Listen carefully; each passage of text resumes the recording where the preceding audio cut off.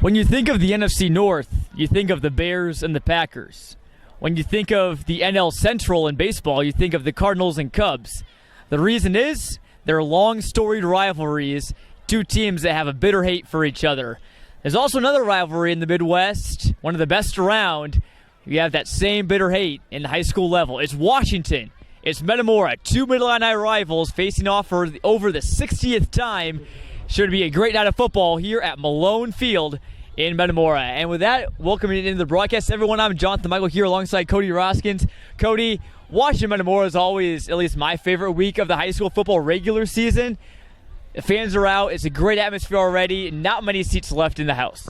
Yeah, this is one of those rivalries that's kind of rare, right, in high school sports. They play it so early in the season, so it really sets the tones for each team's season. You can hear the JV game going on behind us. Has that same level. Future generations coming up. They're chomping at the bit, and the varsity teams themselves should be a lot of fun to watch tonight, John. It really should be, and I talked with a lot of players about, what playing in a Metamora Washington game is like, and they said that it's so much more chippy than usual. There's fingers getting stepped on, some pushing and shoving going around, but overall, you have to respect just the long-term rivalry of Washington and Metamora. Cody, I know you've played in a couple rivalry games before. Just what's it like being different in a rivalry game? Yeah, and a lot of the times it's proximity breeds contempt, and that's no different here. Washington and Metamora have been going at it for a long time, like you said, John, over 60 meetings between the two. A lot of different outcomes, a lot of different win streaks, losing streaks we'll touch on a little bit. Metamora senior class hasn't beaten Washington yet. They're trying to go out victorious and spoil Darryl Crouch's last time playing the Redbirds as their head coach, and it's a lot to really take in all at once. Emotions will be caught up early. Whoever settles down first will have the edge. Certainly, and let's start by talking about the host Redbirds. Metamora is 2-0, ranked in the Class 5A top 10. They still feel like they're the underdogs, though. They come off a big win against LaSalle Peru after beating Sterling back in Week 1. Cody, for the Redbirds, it really starts on the ground for them this year. Yeah, and I would be surprised if it's anything but the ground attack tonight, John. They ran it all over LaSalle Peru a week ago, and this is a Washington defense, though, that's going to present a lot of problems on the ground. Kankakee found that out the hard way last week, even though they ended up winning that match.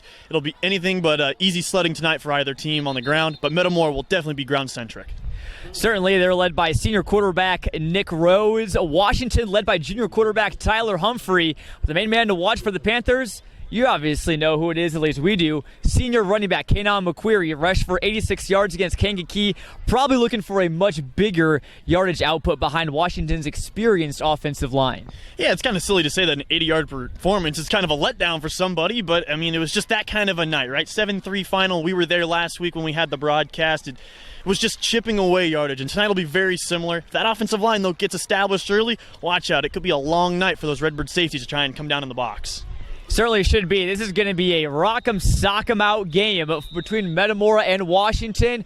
Both teams think this game could probably be decided by defense, decided in the trenches. It's going to be a hard-fought battle as both teams start the Mid-Illini season. Again, Washington 1-1, Metamora 2-0. Cody, overall, maybe just some overarching things to watch, maybe some keys for tonight's game. Yeah, again, just speaking in generalities, when it comes to rivalry matchups, early momentum, so Big Mo, watch out for an appearance tonight from which team can really establish those early big plays. keep control of the penalties, early penalties, especially when you're a ground attack like both these teams will be holding, will set you back miles at times. And obviously the turnover battle, extra possessions could win you or lose you the game. Should be a great match. We have a great broadcast in store for you here on Clutch Sports Media. Stay tuned to kickoff coming right after this here on CIProud.com. Michael's Italian Feast, home of the best subs, pizza bread, grilled cheese, and Italian beef fry. The best pile-high subs and hot sandwiches in Central Illinois. And no one has better homemade, always fresh from the oven bread. Michael's Italian Feast. The gold bow ties are stacked and packed in the heart of Chevy country. At Uptring in Washington, a guaranteed great selection means the time to buy is now. Choose from rows of new Silverado Customs, Trail Bosses, RSTs, and more. Get more for your trade at Uptring Chevy in Washington. Mushanti Heating and Cooling specializes in commercial and residential heating and cooling services. We're a Tempstar dealer but service all makes and models with products that always provide you the best solutions. Give your local experts a call at Mushanti Heating and Cooling. It's time to get out and about with the help of Academy of Screen Printing and Awards, outfitting you for special events, youth sports, business wear, and shirts for the workplace, and school events. Academy of Screen Printing and Awards has you covered. Let us help you today.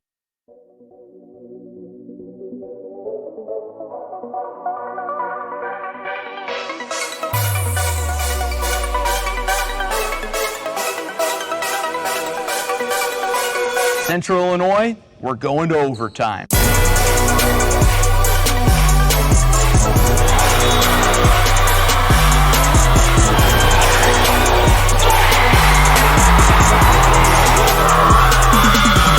After 4 years of preps covered in Central Illinois, Clutch Sports Media is ready for a new era.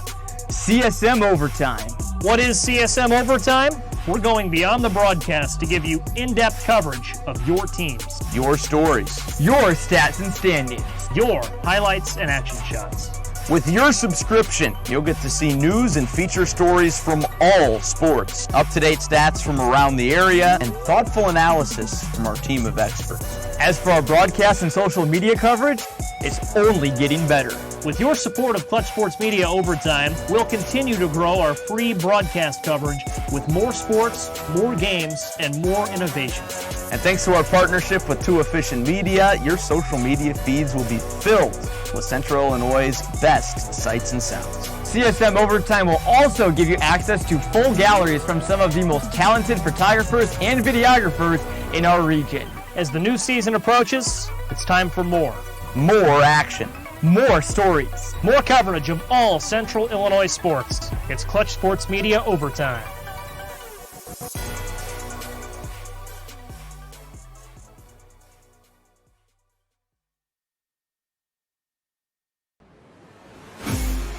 People usually know the result of mixing two colors.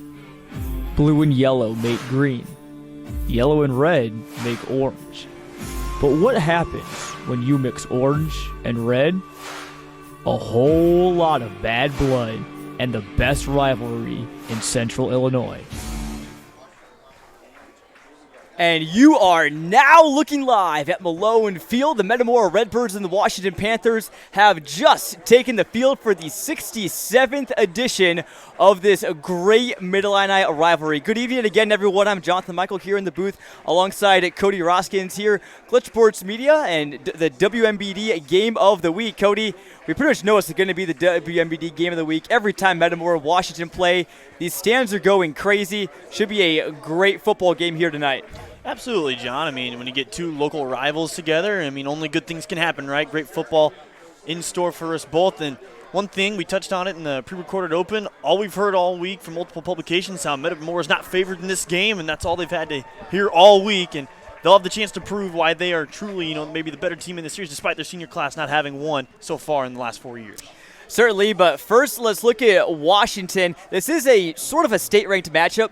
The Class 6A poll, which you see there on your screen, at Washington, not in the top 10, but they are receiving votes. And you look at Metamora, they are in the Class 5A top 10. They come in as the number 7 team in the state, just behind Peoria High. As we're getting set for a kickoff, the Academy Screen Printing and Awards coin toss was won by Metamora. They deferred, so the Washington Panthers, the visitors, in white jerseys and white helmets will receive. The kick is away, and it's caught at the 22, short kick. Here comes the return for Washington. Man breaks the tackle down to the 45, and the Panthers are going to have a great field position for their first drive. And before we get into that, we'll look at the starters for the Washington offense.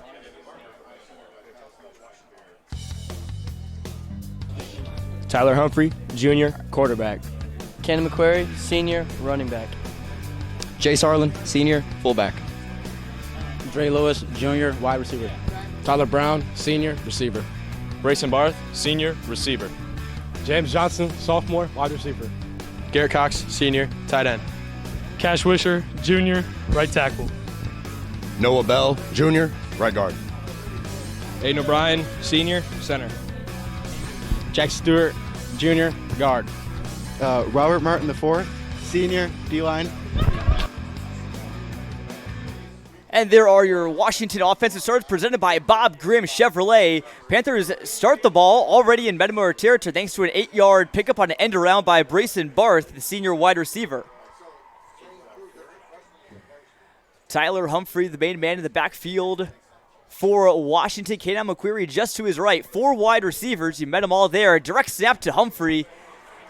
And he's wrapped up. It's going to be a 3rd and short, Cody. We're probably going to see Humphrey try and get it done with his legs quite a bit tonight. Yeah, we saw that last week when they took on Kankakee, and again, that was a slugfest, both sides of the ball. And Humphrey was really his best when he was able to use his running back or a tight end as a lead blocker and funnel in behind his offensive line. And so I expect we'll see a lot of that this week, John, especially in the short yardage. Metamora on defense, they're going with a little bit of a hybrid, kind of a 3-4, almost a 3-3-5 type of defense. 3rd and short. Humphrey swing pass out is Barth. They get to the sticks. The second effort, he just got there. Washington worked a lot on those short yardage passes throughout the week, and we see it there. Humphrey connecting with Barth for his first completion. And Cody, last week we didn't see Humphrey complete a pass until the 4th quarter. Got to feel good. Yeah, get the first one under his belt. Again, struggled last week. Aside from the ground game, didn't really get anything going until the 4th quarter. So good sign for the Panther signal caller. Washington is driving on the first drive of the game. A little bit of a late start to this one in case you're wondering where we were. The JV game ran long as this one is handed up to McQuarrie. Gain of about maybe 3 or so to set up a 2nd and medium. And allows maybe some of the late arriving fans, maybe the ones that had some trouble finding some parking and some time to get in and get into Malone Field.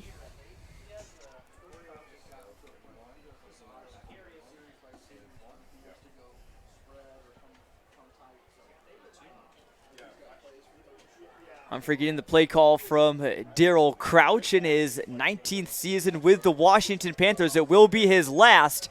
Hoping to go out a winner, and Barth just drops the pass there from Humphrey. Backpedaled a bit too soon.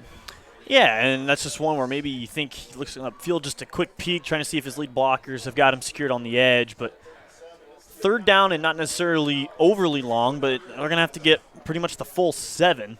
And what we saw with the passing game last week, kind of wonder where they'll go here. Obviously, they've got some size on the outside, not a ton of speed, but take the correct angles, and that'll correct a lot of those.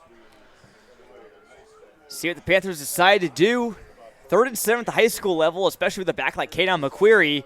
It's anyone's guess what they might do. It's the direct out to Humphrey. Will he choose a pitch out? He'll keep it, and he won't go anywhere. He's sworn by some Redbirds, including Marshall Vasquez, the senior linebacker, number 5 in black, coming in.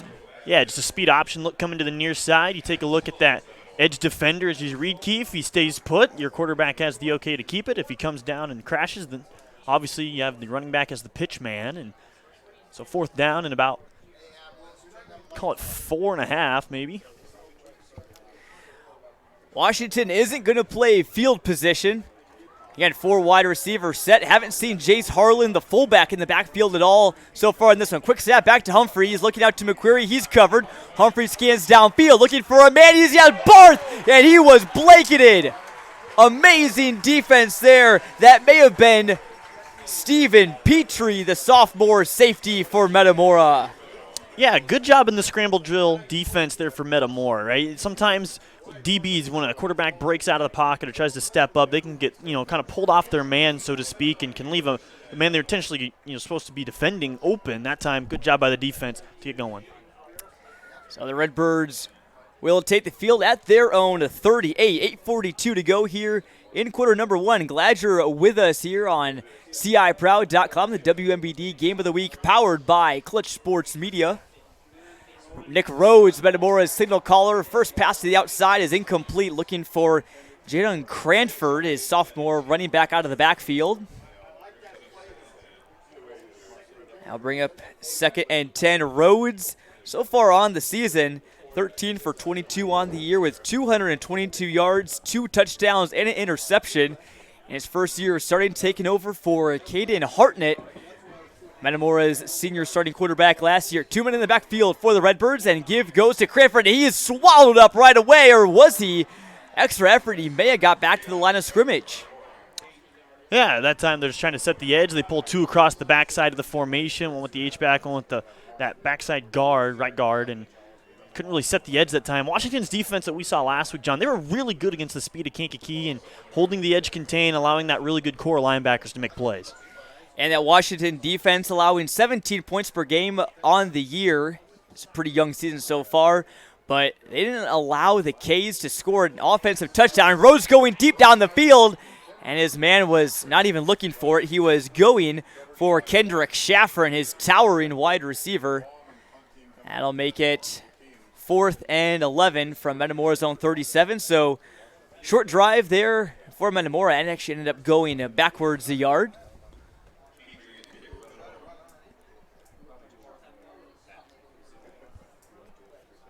Looks like it's probably going to be Stephen Petrie out for the Metamora punt. He's had 6 on the year, averaging just over 28 yards per punt. And this one is not too terribly long. Hangs up in the air, bounces out of bounds, or actually stays in bounds. And down at the 43. So chalk it up as officially a 20-yard punt. Let's meet the Metamora defensive starters, brought to you by Bob Grimm Chevrolet. Ty Dykes, junior, defensive end. Adam Sloan, senior, nose guard. Sam Bagul, senior, defensive end. Gavin O'Loughlin, senior, linebacker. Marshall Vasquez, senior, Linebacker. Cam Nickel, junior, linebacker. Avery Grebner, junior, corner. Mark Frederick, junior, corner. Brad Schock, junior, strong safety. Shea Seals, junior, safety. Stephen Petrie, sophomore, safety. There's your Metamora defensive starters. Give goes to McQuarrie. Somersaults up to about the 49-yard line. Pickup of 6. McQuarrie, the All-Mid-Illini Conference back, looking for a big game. He said that he just wants to get the ball a lot this week and score. Well, I mean, that's typically any offensive player's dream, John. But, I mean, again, we touched on it in the open, 80 yards roughly last week. Couldn't really find the end zone much on offense. They got close a couple times. The lone field goal, they'll be looking to do better this week. Humphrey under center, hands off to McQuarrie, running right, gets a block from Harlan. He's across the 50, but not much more. Physical tackle there from the Metamora defense. Tough to see who exactly got that tackle. So many black jerseys in the area, Cody. But one thing we've seen, well over a season now of Kaden McQuarrie, and one thing that stands out to me is that he can break a lot of tackles. You can't bring down McQuarrie with an arm tackle. He's always running, always got those legs churning. Yeah, he's churning butter in the backfield is what they've kind of hinted at. Just constant motion and drive the feet and see where it gets you. 3rd and 1. Humphrey tries to draw him offside. Just one wide receiver. Big jumbo set. Washington's got some great tight ends in Carter Prina, Garrett Cox there on the field, and they're going to help McQuarrie get a first down. He's still not down. Right on cue. Kaden McQuarrie's breaking more tackles, and Washington now down to the Redbird 34. Yeah, moving the chains again, and just as you were touching on it, John, you can't really get him with an arm tackle, so you're going to have to get him down by the waist, down by the knees and ankles, and you might even take a couple to take him down consistently. He runs hard and gets stronger as the game goes on. We're approaching the midway mark of the first quarter. No score yet. Harlan, the fullback, he lays down a nice block. That buys McQuarrie some extra yards down to the 30. So after seeing the Panthers throw the ball a couple times, first drive, this one has just been all runs so far. Washington offensive line returns a couple starters, including Jackson Stewart at left guard, Aiden O'Brien at center, and Cash Wisher over at tackle. And give back to McQuarrie again. Who else would it be? And he is going to be close to the sticks, but it's going to bring up 3rd and short.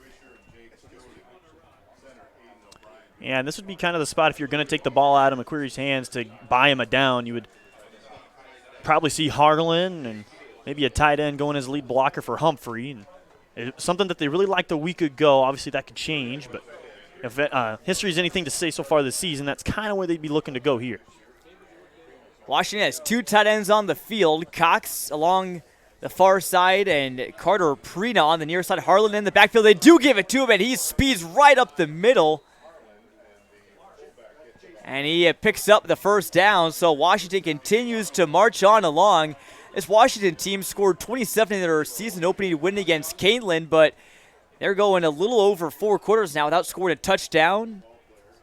They can smell it now just outside the red zone.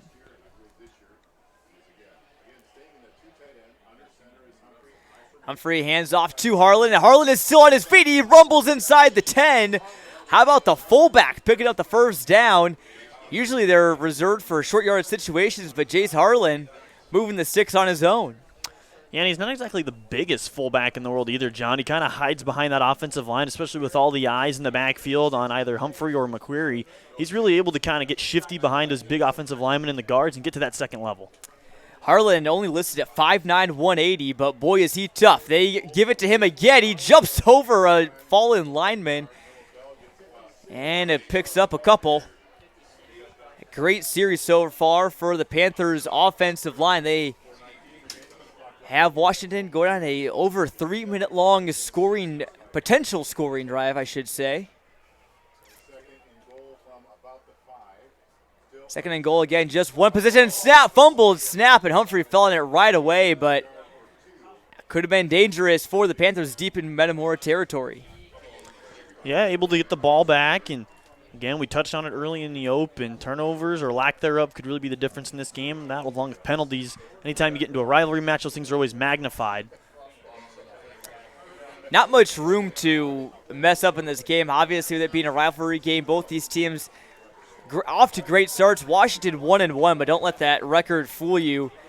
They hung tough with one of the best teams in the state in Class 5A. Here is Humphrey.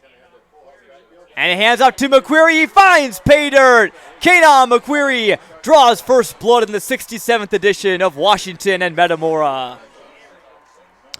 Yeah, I come out with the old style, like almost Army backfield, Navy backfield, wishbone formation. Able to fake Harlan after you give it to him a couple times. McQuarrie finds the edge, and that's pretty lethal for the Panthers, and it'll continue to be that way this season. So Devin Miller has got a pretty good leg. Will come out for the Washington point after. He knocked down a 19-yard field goal last week against the Kankakee K's for Washington's only score of the game. And the kick is up, and it is good by a mile. He almost kicked that one up to Varna. So Washington takes a 7-0 lead over the Redbirds, and Cody, it really just shows that you don't need to throw it to get it done. No, especially not at the high school level, John. When you've got an offensive line that you trust to, read the defensive line correctly and get to the second level, and you have capable backs, it opens up a lot of things in terms of where you can go with the ball in the ground game, so it's not nearly as one-dimensional. Certainly is. Metamora will try and respond. They get set for receiving the kick here. Our Uftring scoring drive. Washington goes 9 plays, 57 yards in 4 minutes and 25 seconds. Got to be happy with that if you're Darryl Crouch. Washington looking for the 3rd straight win in the rivalry. Last time Metamora beat Washington was back in the spring of 2021. We were out here for that game, Cody. That was quite the interesting season back in that COVID spring.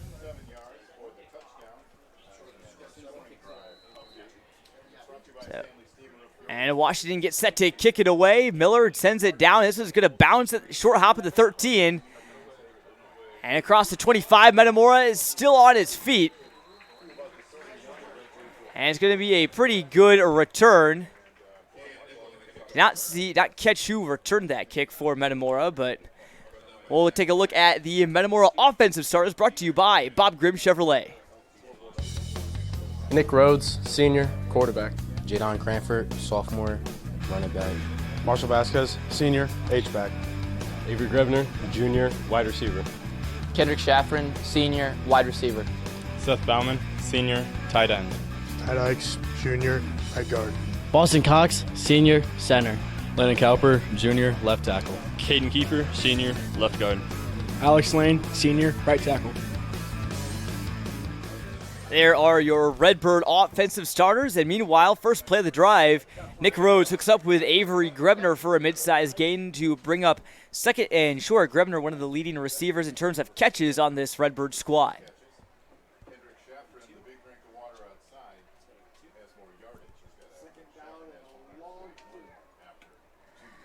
Metamora comes back, 2 men in the backfield along with the H-back Vasquez. This one is given to Jadon Cranford. Chasing him down is McQuarrie. Got him by the ankles. McQuarrie, that's number 2-on-2 violence there. Rather 2-on-1, I should say. Big tackle there from the senior corner. Yeah, again, just trying to get to the edge. Metamora's definitely got the speed to hurt this Washington defense on the perimeter. But again, that's what we thought about Kankakee last week when Panthers hosted them, and it was just the ends and outside linebackers able to close quickly in pursuit, and so that'll be kind of the under-the-radar test, so to speak, in this one, John. McQuarrie can get it done on the defensive end, so 3rd and 3. I think Metamora actually lost a yard there. Rhodes hands off to Cranford looking for space, but he is pinballed and tackled between Harlan and Garrett Cox. That's going to bring up a 4th and short. This Washington defense has just been stifling so far.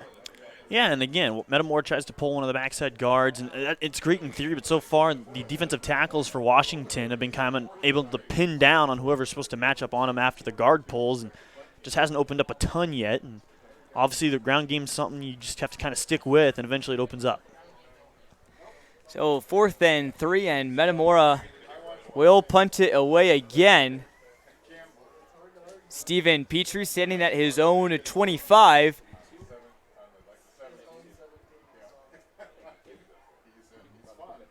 Man back deep for Washington looks to be Barth. Kick is away, and it's a better one than his first. And we'll take a hop at about the 38 and get a nice Metamora roll. Barth picks it up. See if he can make something out of nothing. He's wrestled down at the 29-yard line.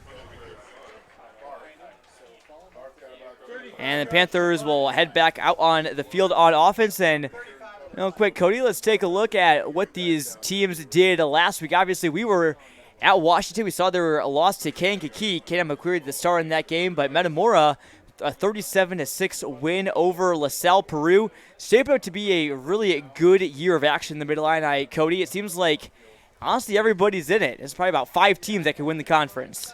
Yeah, and again, still feeling it out. It's only week 3, and we're not even to halftime of week 3, so a lot of stuff could happen. You know, key players could go down with injuries, forbidding, anybody gets struck with the injury bug, but a lot of teams still definitely in the picture.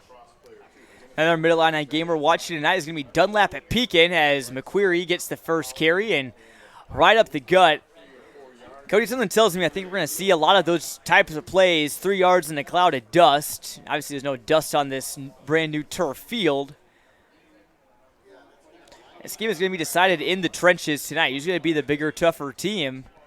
So far, it's been Washington with 3 quarters still left. Yeah, and again, Darryl Crouch isn't going to be in any hurry to snap the ball. It's no mystery. And so when Washington gets under center and has success running the ball, it really just kind of plays in their hands, shortens the ball game, and if they're able to string scores together, it puts pressure on the opposing offense to try and answer. This is probably going to be the last play of the first half. Play line down to 5, and Washington fumbled it again. That's the second time that's happened so far today. And he is wrapped up. Looked like Cam Nickel made the tackle. He's had a big year from Metamora. Racks up another tackle there, and that will do it for the first frame of action. Washington strikes first on a touchdown run from Kaden McQuarrie. Second quarter of action coming right back here on WMBD and CIProud.com. Fast as they arrive. Just listen to Lee. I looked everywhere for my 2024 Chevy Trax. I'm from Indiana, and I drove right over to buy it. Such a smooth and simple process. That's the Bob Grimm way. The Fox has become known for some of the best British and American pub fare around. And for you craft beer lovers, we have 25 ever-changing draft handles. Whether it's lagers, IPAs, stouts, or ciders, the Fox has something for everyone. Join us at the Fox Pub in North Peoria.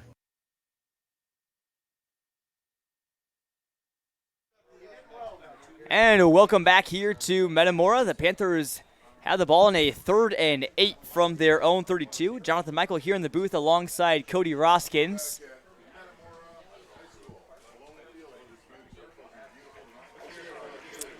Ball actually about the 37-yard line right now. It's a great crowd here on hand at Malone Field, getting to see the turf for the second time. The new turf here at Malone was baptized back in week 1 where the Redbirds took down Sterling, and that was quite a statement win. Big 3rd down here for the Redbird defense. Humphrey rolls out, looking for Brown. Can't find him. Now we'll throw it to him. It's picked off with one hand. Oh, mercy. He's wrapped up at the 50. That's one of the best picks you'll see anywhere in the area. Yeah, no fly zone in the secondary, John. Again, that play's designed to be hit on the out route on the sideline, but Humphrey waits too long on it. The corner does a good job in cloud coverage, kind of staying down on top of it because he knows nobody behind him.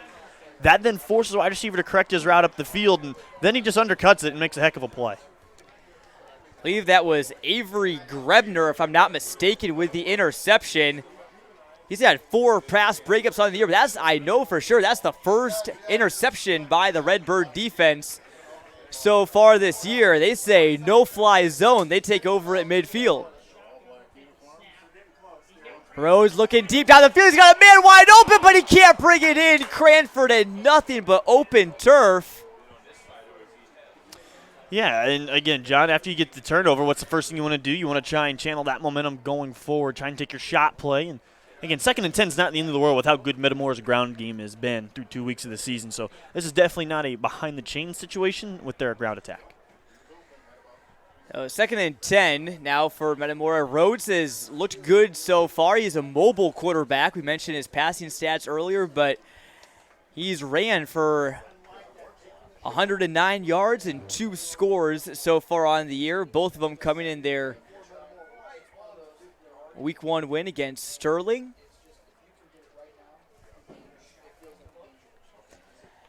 And Vasquez, the H-back, man in motion, was a Grebner handoff to Cranford. He's got some open space. He's trying to make a move. He's shifty with it, and he's inside the 40. First down, Metamora. Yeah, again, we just touched on it. With as good as a ground game and running back tandem as they have, it's not really surprised to see Metamora put the ball on the ground in 2nd and 10. And, again, moving the chains. That's what Metamora's going to have to do consistently tonight. This Washington defense that didn't give up an offensive touchdown last week to Kankakee, a team who just beat Nazareth. And you mentioned the backfield tandem, Cody. And this week's edition of John Dog's Notebook, some things to watch out. Back in action for Metamora, one of the 3 things to watch, Mark Frederick, their leading returning rusher, the junior back. He missed the LaSalle Peru game. He was a little under the weather, but he's back now, can spell Cranford. Also, Metamora looking for their second 3-0 start under Jared Grebner as Rose looking down the field for Grebner. The son of Jared Grebner, that was Avery, was looking for, but Tyler Brown in Washington secondary broke it up. Yeah, again, trying to take another shot. Saw it on the first play after the turnover. 2nd down here, I would be surprised if they go back because, again, an incompletion makes it 3rd and 10. And not that Metamora couldn't convert on 3rd and 10. It's just more likely, you put it on the ground and get what you can and see if that sets you up in 3rd and 5 or less. And in this game, John, I anticipate a ton of runs. I don't think we'll see a ton of plays in the air. Here's Rhodes. He finds Grebner on the screen, but he lost the football. Who's got it? Washington does. Are they going to call that an incomplete pass or a fumble? I don't believe Grebner had full control of it. Maybe it was in his hands for no more than a second, then it popped out. So you hear it sometimes on Sunday afternoons. Cody, watch the NFL. You got to make a football move. Yeah, and again, possession, and I don't think he did. Yeah, no, and again, at the high school level, they're at times more lenient on that, and so I think Again, that's a wide receiver running right into the waiting lap of a defensive tackle, and they're going to be a little more forgiving. 3rd and 10 now from the 38. Cranford runs out to a flat route. Rhodes escapes the pocket, but he's trapped off. He's got Cranford now with a little swing pass inside the 30. And that may be enough for the first down. If not, it's going to be very close. Metamora, I'm sure, would go for it. And they're moving the chains. Nice little play there from Rhodes. Saw the defender coming in and just lobbed it over his head to his back. Well, and again, that's what we saw Metamora defend perfectly when Washington had the ball. When Humphrey stepped up, tried to escape out of the pocket, the corners didn't bend off their man, and that's what happens when they do that, John. They suck it up. There's obviously man, left unchecked, and they're able to gain yardage out of it. 1st and 10 from the 29. Sure, lots of bad blood going on down there on the field, and give is to Cranford, and he doesn't go anywhere. He's thrown down forcefully by Robert Martin, the 4th. Actually, rather, that was 75. That was Eric Daugherty, the junior D-line, made a tackle last week.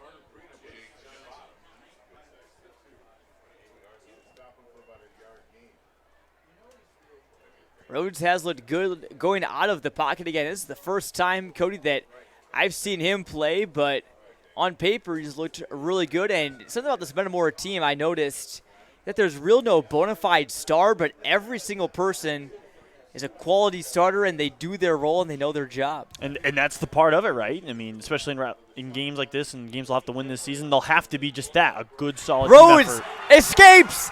Can he find Painter? Yes! The Redbirds tie it up. The mobile quarterback, Nick Rhodes, has probably established his new favorite Washington Metamora rivalry memory.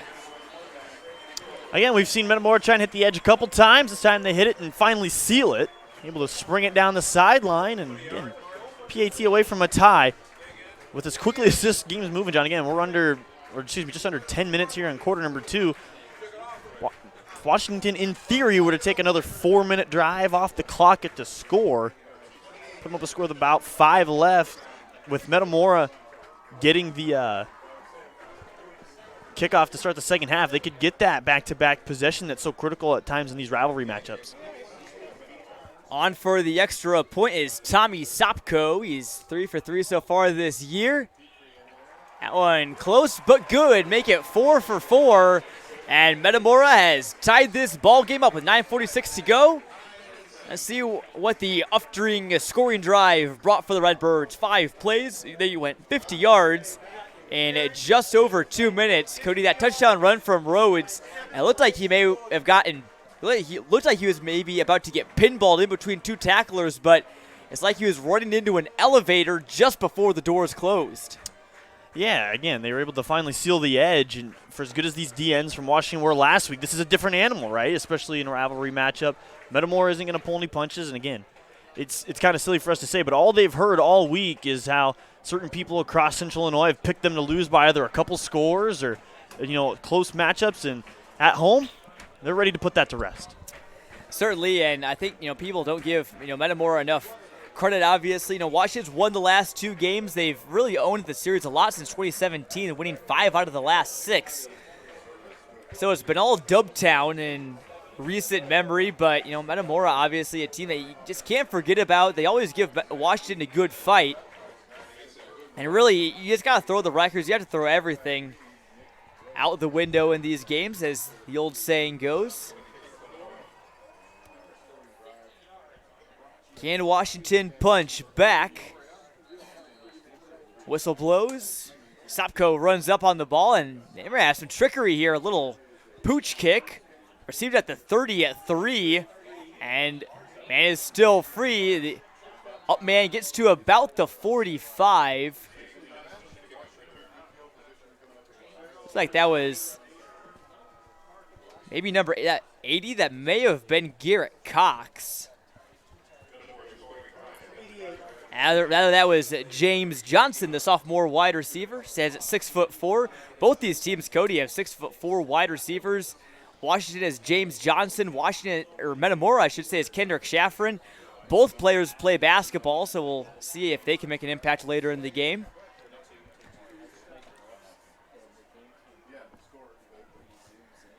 Humphrey and the Panthers back on the field now after a run-heavy drive. We'll see what they decide to do. The Orange Crush student section jumping. They're alive and well. The Metamora Bird's Nest has also shown out well. Two of the better student sections around the area, Cody. They're always, it seems like, at least a semifinalist in our CSM Madness tournament to decide the best fan base in Central Illinois over the summer. Yeah, and sometimes the bigger schools kind of get, muscled their way in just by numbers, but some of these medium-sized schools definitely find their way through. It gets wild down there in the student section, and they tried to fake something like McQuarrie had the ball, but he did not. Either way, Metamora wasn't too fooled there. Short gain. Yeah, just a little fullback trap. That time, traps really all they're designed to do, John, is have the center and guard essentially swap. And so guard's going left to try and block down the man on center. Center's trying to kick out man above the right guard, and Metamora defended it well. That was Noah Bell, the left guard, that was pulling for Washington. He's a two-way lineman for the Panthers. One thing about this Washington team, Cody, is, obviously when you get to the 5A to 6A level, especially if you're a good team like Washington and Metamora are, you don't see too many two-way players. That's not the case for either of these squads. As a short pickup to make it 3rd and long. Yeah, it's hitting your point, John. It's a great thing, especially with as short as this game will probably end up being, just because the amount of run plays we'll see. The clock will be continually running. It kind of makes situations like this a little more not necessarily dire, but emphasized, because now they're going to have to put Humphrey in a position to make a play either with his legs or most likely through the air. Seen Humphrey complete a pass so far. It was to Brayson Barth. Two senior receivers for Washington, 11 Brown and 34 Barth. They're joined by James Johnson and Andre Lewis. Humphrey drops back on 3rd down looking for a deep ball, and deep in coverage to McQuarrie, bring it in. Oh my! Kana McQuarrie, only 5'9", but he reeled it in on the sideline. Yeah, nicely placed ball that time by Humphrey. McQuarrie had about a half-inch step or so. It was really good coverage from Metamora, but again, well-placed ball, guy with some speed. That's the recipe. Cody, I was at Washington's practice earlier this week, just talking with them about the upcoming game, and I caught the tail end of it. I saw Humphrey, and he had some real nice touch on those types of balls that are right by the sideline. Obviously, he had that interception that led to Metamora's first touchdown, but rebounded well, and sometimes interceptions are just part of that. Now, Washington inside the red zone. Humphrey going for it all with one hand. Johnson was not able to bring that in, but again, red zone target at 6'4". Yeah, and again, that's one of those low-risk throws, right? Because either your guy's getting it or nobody's getting it. So as long as you put enough altitude on it, you can kind of throw that more towards the boundary and let your bigger wide receiver try and go make a play. So 2nd and 10 now for the Panthers. Two tight ends, Cox and Prina on the field. Both these schools, Cody, have really had a great tradition when it comes to tight ends. Last year, you remember Metamora, they had Dalton Shuda and Tyler Kasap. Obviously, Washington has had Cox and Prina the last 2 years. As run goes right, McQuarrie inside the 10. He's still on his feet. Nothing stopping K9. His second touchdown of the game. Washington back on top, 13-7. And again, all they're doing is just getting behind a fullback in the offensive line and letting him kind of find some space, whatever the hole opens. I mean, obviously that play is designed to go about the 3 gap, but if something opens up backside, he can put his foot in the ground and try and cut it back up the street. And McQuarrie, just a perfect blend of size and speed. He broke a tackle, but you blinked and he was in the end zone. That'll make the Washington fans go crazy. Close call. Nearly a blocked kick, but Devin Miller puts it through. Washington back up 14-7.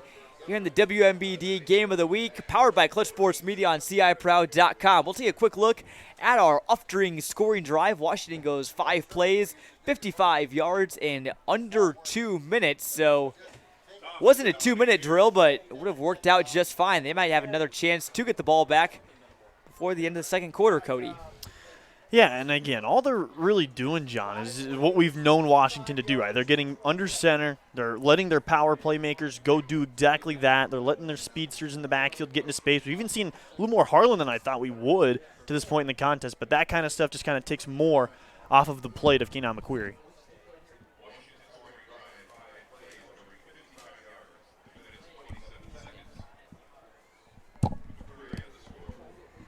So Keenan McQuarrie has 2 touchdowns to his name already. Had a big week in Week 1 against Caneland. Washington won that game 33-27.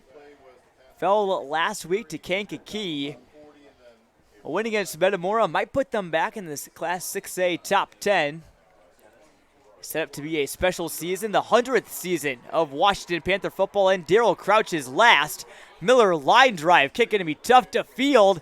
As not in the end zone, Metamora's got to do something with this. At the 5, makes a man miss, but boy, what a fortunate sequence there for the Panthers.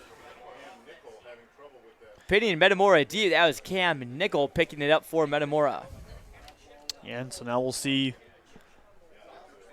how each team's kind of operate coming out of that poor field position, John. It'll be a long field for Metamora. Let's take a look at Washington's defensive starters, brought to you by Bob Grimm Chevrolet. Noah Bell, Jr., D-line. Robert Martin IV, Senior, D-line. Garrett Cox, Senior, DN. Carter Pina, Jr., defensive end. Eli Bear, Senior, linebacker. Eli Pappas, Senior, linebacker. Chase Harlan, Senior, linebacker. Dre Lewis, Jr., cornerback. Bryson Barth, Senior, corner. Kenny McQuarrie, Senior, safety. Zach Ryan, Senior, safety. Tyler Brown, Senior, safety. And that's the Washington defensive unit, brought to you by Bob Grimm Chevrolet. They have been quite the unit so far this year, Cody, and they take down Cranford inside the 10, another TFL for this Washington defense. Yeah, you've got to be really careful if you're Metamora in this position. A bad snap, botched handoff could dispel disaster, and quick points for Washington. First things first, you got to take care of the football. You certainly have to, and this is kind of a scary position for Metamora. Last year in this same game, back in Week 3, Metamora gave up a safety and intentional grounding in the end zone. That's how Washington got on the board. Rose is still in the pocket, makes him move up, climbs, looking for his man deep. That's Grebner Brown in coverage, and he comes away the winner of that battle. No flags on the play. Yeah, I don't know. It looked like he had a step, maybe a little more arc on it. It's hard to say, though, because that's inevitably a 45-yard throw, essentially. He's stepping up from about his own 5 and slinging that thing pretty much right onto the Redbird logo at midfield. So really good ball, but again, coverage for Washington, this defense, it's going to be stout. Those yards and plays over the top are going to be hard to come by. And Cody, real quick, Tyler Brown had that pass breakup. He was one of our key players to watch for Washington. Obviously, he's a receiver, but last year he was all over the field on defense for Washington. Picked up 5 tackles for Metamora. Cam Nickel on defense is our player to watch. He is Metamora's leading tackler by far this year. Rhodes slings it out, and he's going to be short of the sticks. A nice stand by Eli Bear in Washington's defense. Yeah, again, coming up, making the stop. This is pretty close, maybe about a yard or so. Maybe we'll see another Dan Campbell-esque kind of decision here. We saw Thursday Night Football last night. Lions went for it deep inside their own end on about 4th and a yard and a half or so. But it's 4th and 1. We'll see what Metamora decides to do. And they're going to go for it here. Down by 7. A stop here for Washington would be massive. They'd already be knocking on the door, and Metamora may not even snap the ball. Rose may just be trying to get him with the hard count, probably yelling kill, kill to his offensive line, changing the play, but Jared Grebner will call a timeout. And this timeout is brought to you by Fox Pub in Peoria. I want to thank them for their support of today's broadcast. Head over to Fox Pub. If you're watching it over there, big shout out to you. Hope you're enjoying all the great food and drinks that they have to offer. So 4th down and 1. Inside their own 20, Cody. Got to assume that Metamora is going to kick it, but 5:25 to go. If you're Washington, do you just try and score quickly, or do you try and maybe just milk as much clock as you can?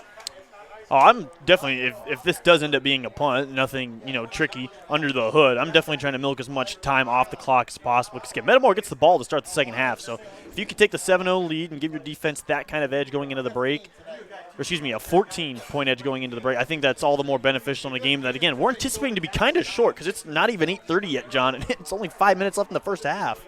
This game started late, too. It's been a quick one. Metamora, they're coming back onto the field. How about this decision from Jared Grebner? Maybe call this in a Washington Metamora game because of the rivalry, but it does not pay off. Washington is going to be knocking on the doorstep. Another stop by their front seven.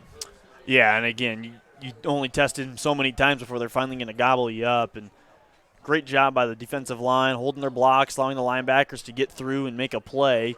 But now this kind of goes to the caveat where now Washington really can't chew up the clock, or what, at least all of it that's remaining. And so you'd think probably score quick and try and put them in the same position and see if they could do it again. 2 scores before the half would be quite the accomplishment. Much easier said than done. And McQuarrie gets the ball. He's brought down. Looks like that was Sam Beagle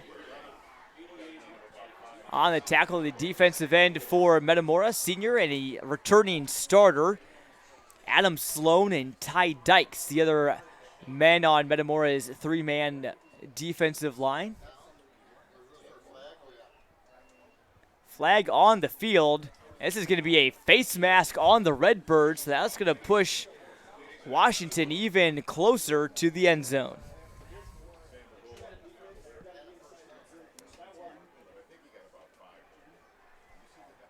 Ball right now at about the 11-yard line, so 6 are still on the field, but now you don't need them. Their penalty moves it to about the 5.5. 3 men in the backfield for Humphreys. Got McQuarrie with Harlan in front of him. Yeah, John, this is, if I had to imagine, last time they faked the belly action on the inside give to the fullback and let McQuarrie kind of get behind another lead blocker.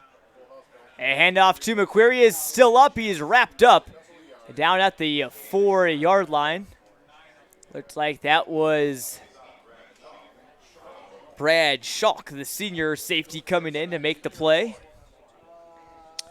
Yeah, again, and this is more of an old school formation, John. You get out there in the wishbone, kind of have your up back, you have maybe your strong back and your speed back kind of divided each side depending on which side of the offensive line you favor to run towards.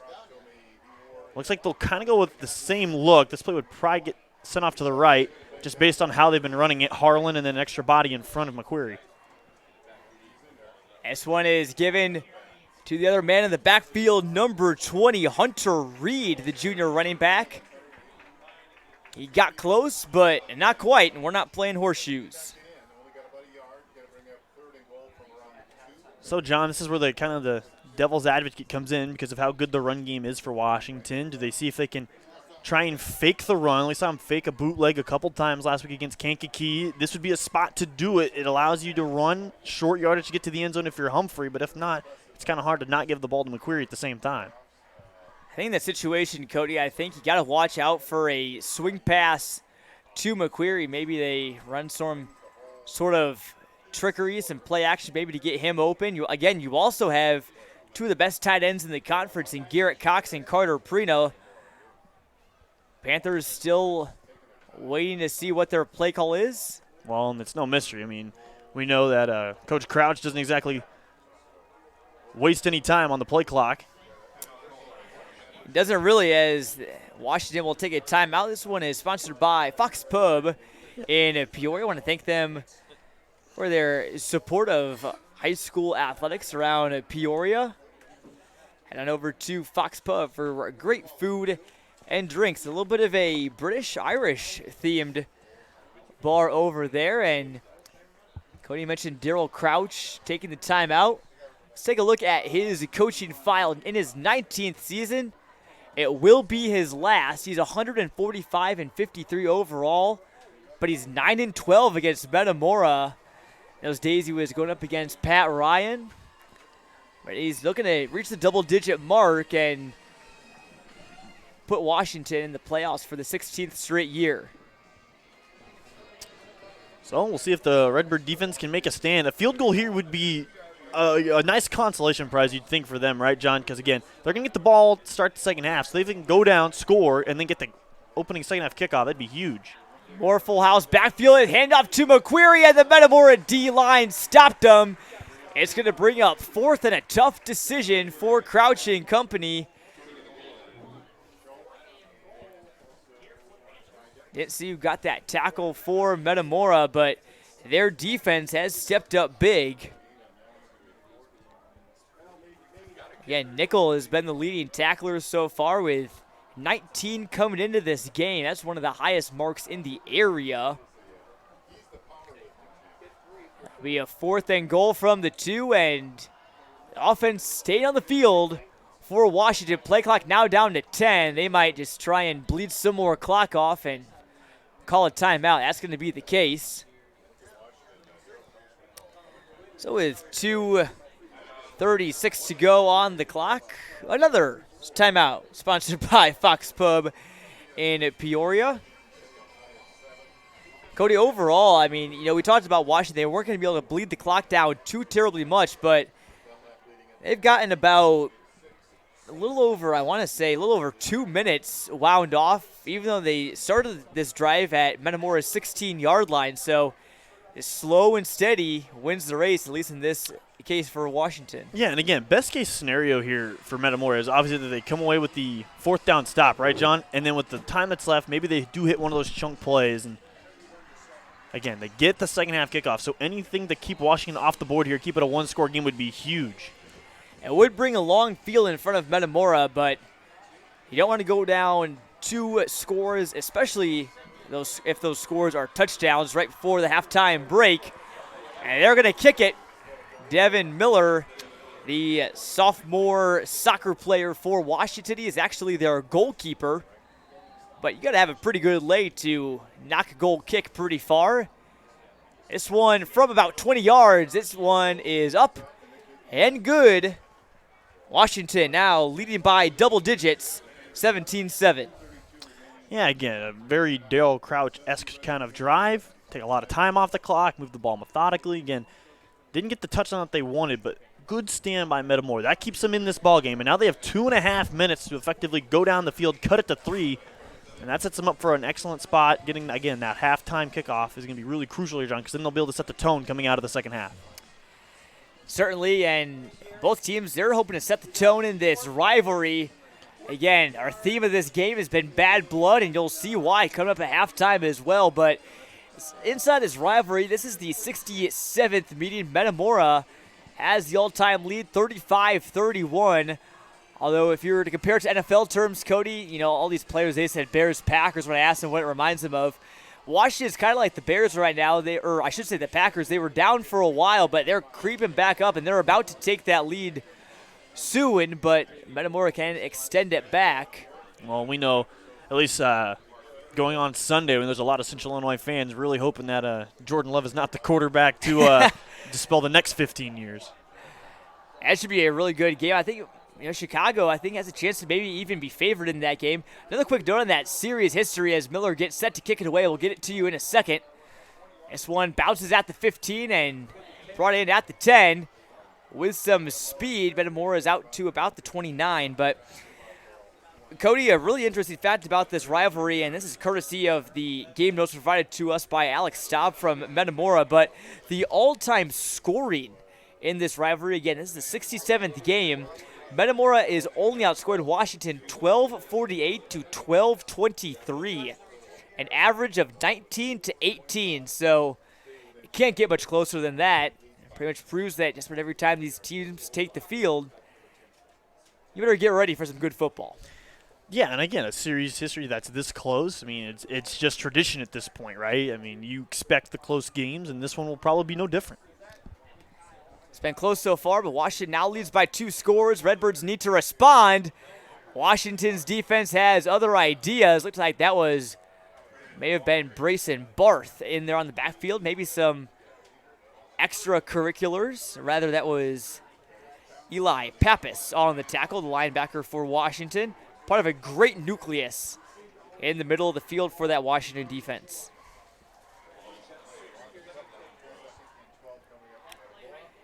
Now inside of 2 minutes at Malone Field, the Metamora cheerleaders trying to rile their crowd up. If you had some highlights, the touchdown run from Rhodes and the interception by Grebner. And hand off to Evan Kyle. He picks up about 1.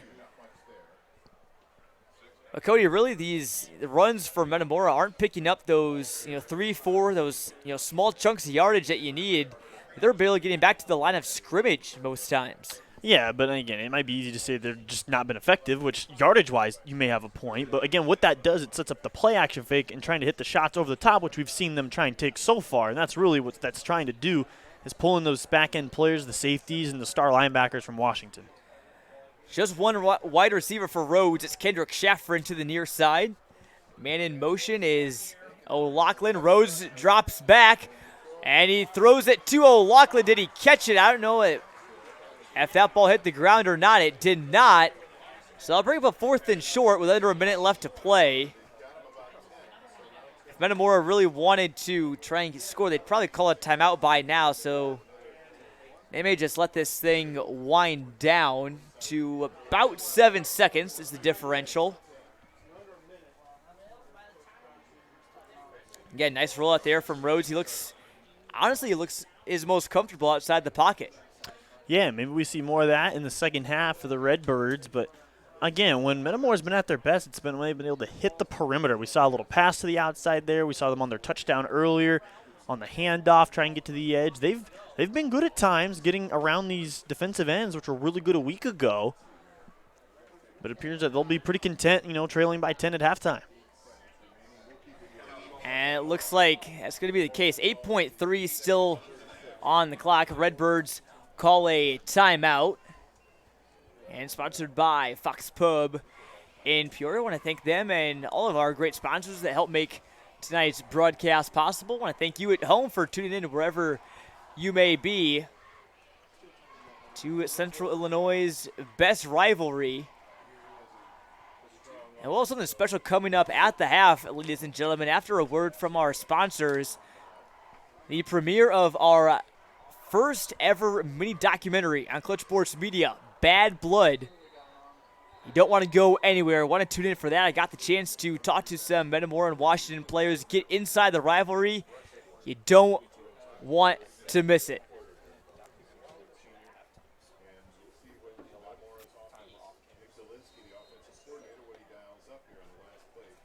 .3 seconds left to go. 4th and 2 for Metamora. Petrie, the punter, is on the field, so it looks like they'll probably just kick this one away and give Washington maybe one chance to score if they'd like to maybe throw something up. Barth is the deep man for the Panthers. And we're going to have another timeout. Halftime is oh so close, but not there yet. These head coaches have other ideas. Not sure what Jared Grebner wants to talk about with the Redbirds, but maybe, I don't know, maybe some trickery. Who knows? I wouldn't anticipate that, John. With as good of a kicker as Washington got, if you don't get it, you're setting them up with a chance to at least kick a long field goal, and that would effectively make it full 2 touchdowns, obviously disregarding the point off for the PAT. But I don't know. This is a situation where I think if you're not certain you could control the long snap, I feel like at the very least, maybe try and aim one to the sideline and get that rugby-style kick perhaps. Certainly could, although that rugby-style punt was blocked twice last year. That ended up being the turning point in that game, which Washington won 44-22. Carter Prina recovered one in the end zone. Garrett Cox had another one. And the Redbirds come back in punt formation. Petrie receives. The snap, kick is away. And will bounce at the 45 and get a Washington roll close to midfield. Don't down it yet. 0.3 seconds left on the clock, so Washington is going to get a chance. I don't know if they're going to maybe take a shot, but and the referees are just going to wind the clock, and that's going to be it for the first half. Washington, a 10-point lead at halftime over there at Mid-Illini arch rivals Metamora. 2 touchdown runs from Kadon McQuarrie and a field goal from Devin Miller. Plus, great defense from Washington's front seven. Metamora has scored on that QB keeper from Nick Rhodes. Cody, overall, your quick takeaways from the first half. Yeah, no, trenches have been the difference so far. Obviously, the 1 turnover for Metamora was awesome, but they couldn't really do much after that. It'll be a tough second half for them if they don't stop this ground game from Washington. It's going to be a great one to watch, but we'll step aside for a quick word for our sponsors, and we come back, the premiere of Bad Blood inside Central Illinois' best high school rivalry. Don't go anywhere, folks. We'll be right back here on WMBD-CIProud.com. Family banking from a name you trust. Hometown Community Banks. For over 6 decades, we've been here right where you needed us. High-quality banking services delivered by caring professionals. People just like you who live and love Central Illinois. It's a history we're proud of, and one we'll continue to offer to every person who walks through our doors. When you bank in your hometown, your money stays in your hometown. Hometown Community Banks, divisions of Morton Community Bank. Look for the clock tower and you'll know. We have time for you. Local 649 is looking for the next generation of apprentices. Between our commitment to safety and detail and state-of-the-art training facility, you will find more than just a career, but a family, creating legacies since 1896. People usually know the result of mixing 2 colors. Blue and yellow make green. Yellow and red make orange.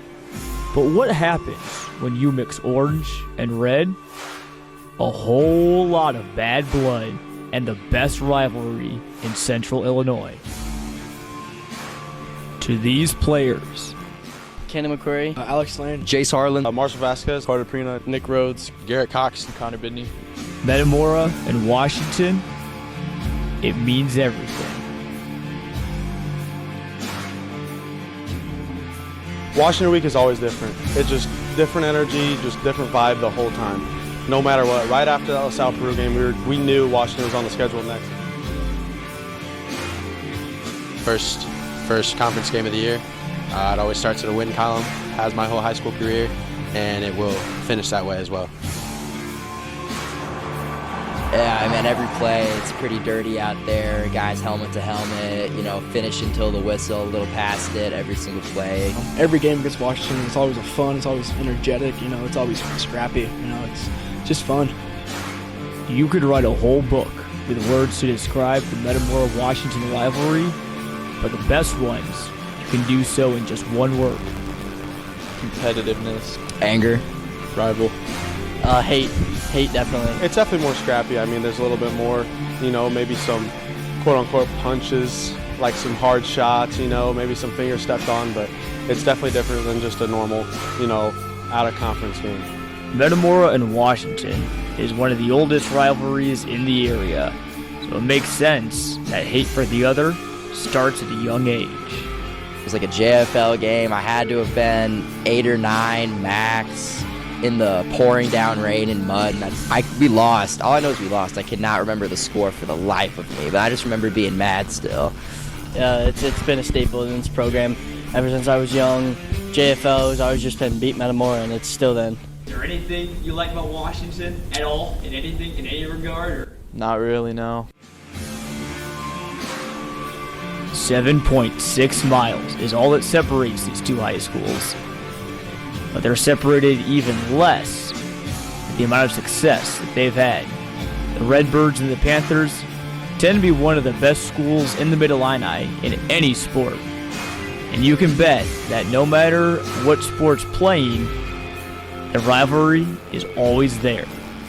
Metamora is your sectional champion. Lewis kicks it out. Deep 3 from Stewart. He got it to go! Oh, my! Yeah, I feel like the basketball's kind of taken the lead in this school with the Cooper Koch coming in. It seems like football is almost overshadowed by basketball, and a win would hopefully turn that around, get the focus on us. The all-time series leading football belongs to Metamora, but it's been all Washington as of late. You can bet that these Redbirds know that and are motivated for a big win on Friday night. Well, for the senior class, they've got us the last couple of years. Our freshman year, we did not put up a good performance against them. So for our class, us seniors, we're really looking to get that revenge. A win against Washington, I think, would set the bar really high for us. We would have a lot of motivation, knowing we are a good team, beating a really good Washington team this year. Knowing it's your last one, your last opportunity to show out. Hopefully flip the script. They've won the past couple of years. Hopefully change that around. If we get chosen as underdog, we get chosen as underdog. It doesn't matter to us. We're just there to win the game. The Panthers, on the other hand, some of them are trying to end their high school career going undefeated against the Redbirds. Probably last year, if anything, us going 0-2, coming back, beating them, going to start off our conference. It was always just a great win, and it just kept us going from there. Well, really my favorite memory is from last year, blocking the punt. And they're going to run it again, actually, as blocked! That was Carter Prina getting in there, blocking the Australian-style kick. Getting the safety. I didn't really play JFL, so until my freshman year, I haven't really played Metamora in football. But that's really my favorite memory, is getting that block punt. So last year, we came into the game obviously 0-2. We had a lot of doubters, and that win against Metamora really lifted everybody up, and 20 pieces of them was a huge deal, and I think we're going to go back and do it again this year. Both of these programs are steeped in tradition. The playoffs are almost a perennial experience for the Redbirds and Panthers. But we're an all-around team. We can do everything. We have people who can do anything. I think we'll play harder. We're meaner too. I think Jay said it pretty well. I think we just play harder. We put our nose down. We go to work. We don't listen to, all the critics. And when those Friday night lights come on at Babcock Field or Malone Field, all systems go. I just know that the atmosphere is always crazy between the two schools just because of the rivalry. And everyone brings it. Everyone in the stands, the people on the field, everyone. So, ooh, it's chippy. It's chippy. Playing here is fun, but I'm ready to go over there and show their student section what we got and show other fans what we got. And I bet you're gonna have a good crowd over there too, because our fans, we love our fans. They just travel real well. Every high school game's loud, it's packed, but Washington's just different. Everyone's there. Student section's packed. Same with Washington. I bet you everybody over there is saying it's Metamora week. We're gonna go and whoop some butt. But it goes both ways. Same with Metamora. Everyone's just excited about the game. There's no getting around the fact that this day has been circled on many players' calendars. So what are they looking forward to the most? Winning. I'm just ready to blow up holes and just be there. Getting the ball. I love running the ball, so if I can just get the ball and score, I think we'll be good. We have a good game plan. The coaches came up with a good game plan, and we just have to pursue and win us a football game. So what does happen when you mix orange and red? Packed stands, players playing with nothing but bitter feelings, and another chapter in the Metamora Washington storybook. Beyond that, it's hard to put into words. But one thing you can say is that there's nothing like it in Central Illinois. I'm trying to think mentally it's just a normal game, but obviously it's not going to be a normal game. It never has been a normal game because it's just such a big rivalry.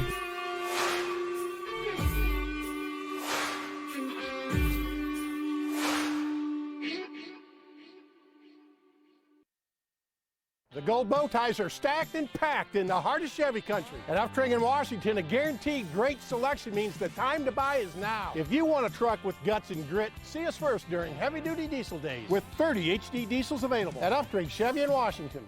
Mushanti Heating and Cooling specializes in commercial and residential heating and cooling services. We're a Tempstar dealer, but service all makes and models with products that always provide you the best solutions. Give your local experts a call at Mushanti Heating and Cooling.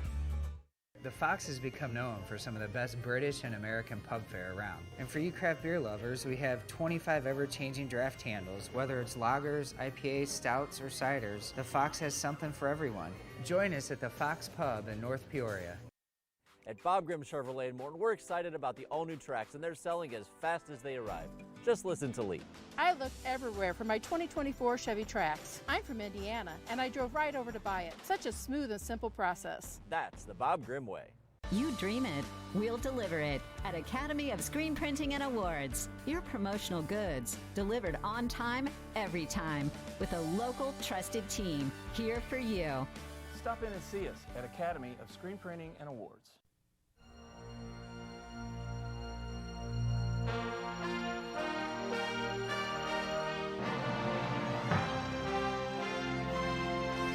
The Titanic, only at Michael's Italian Feast. And welcome back to Malone Field here in Metamora. The Washington Panthers hoping to win their third straight game in the Metamora-Washington rivalry, their 32nd win overall.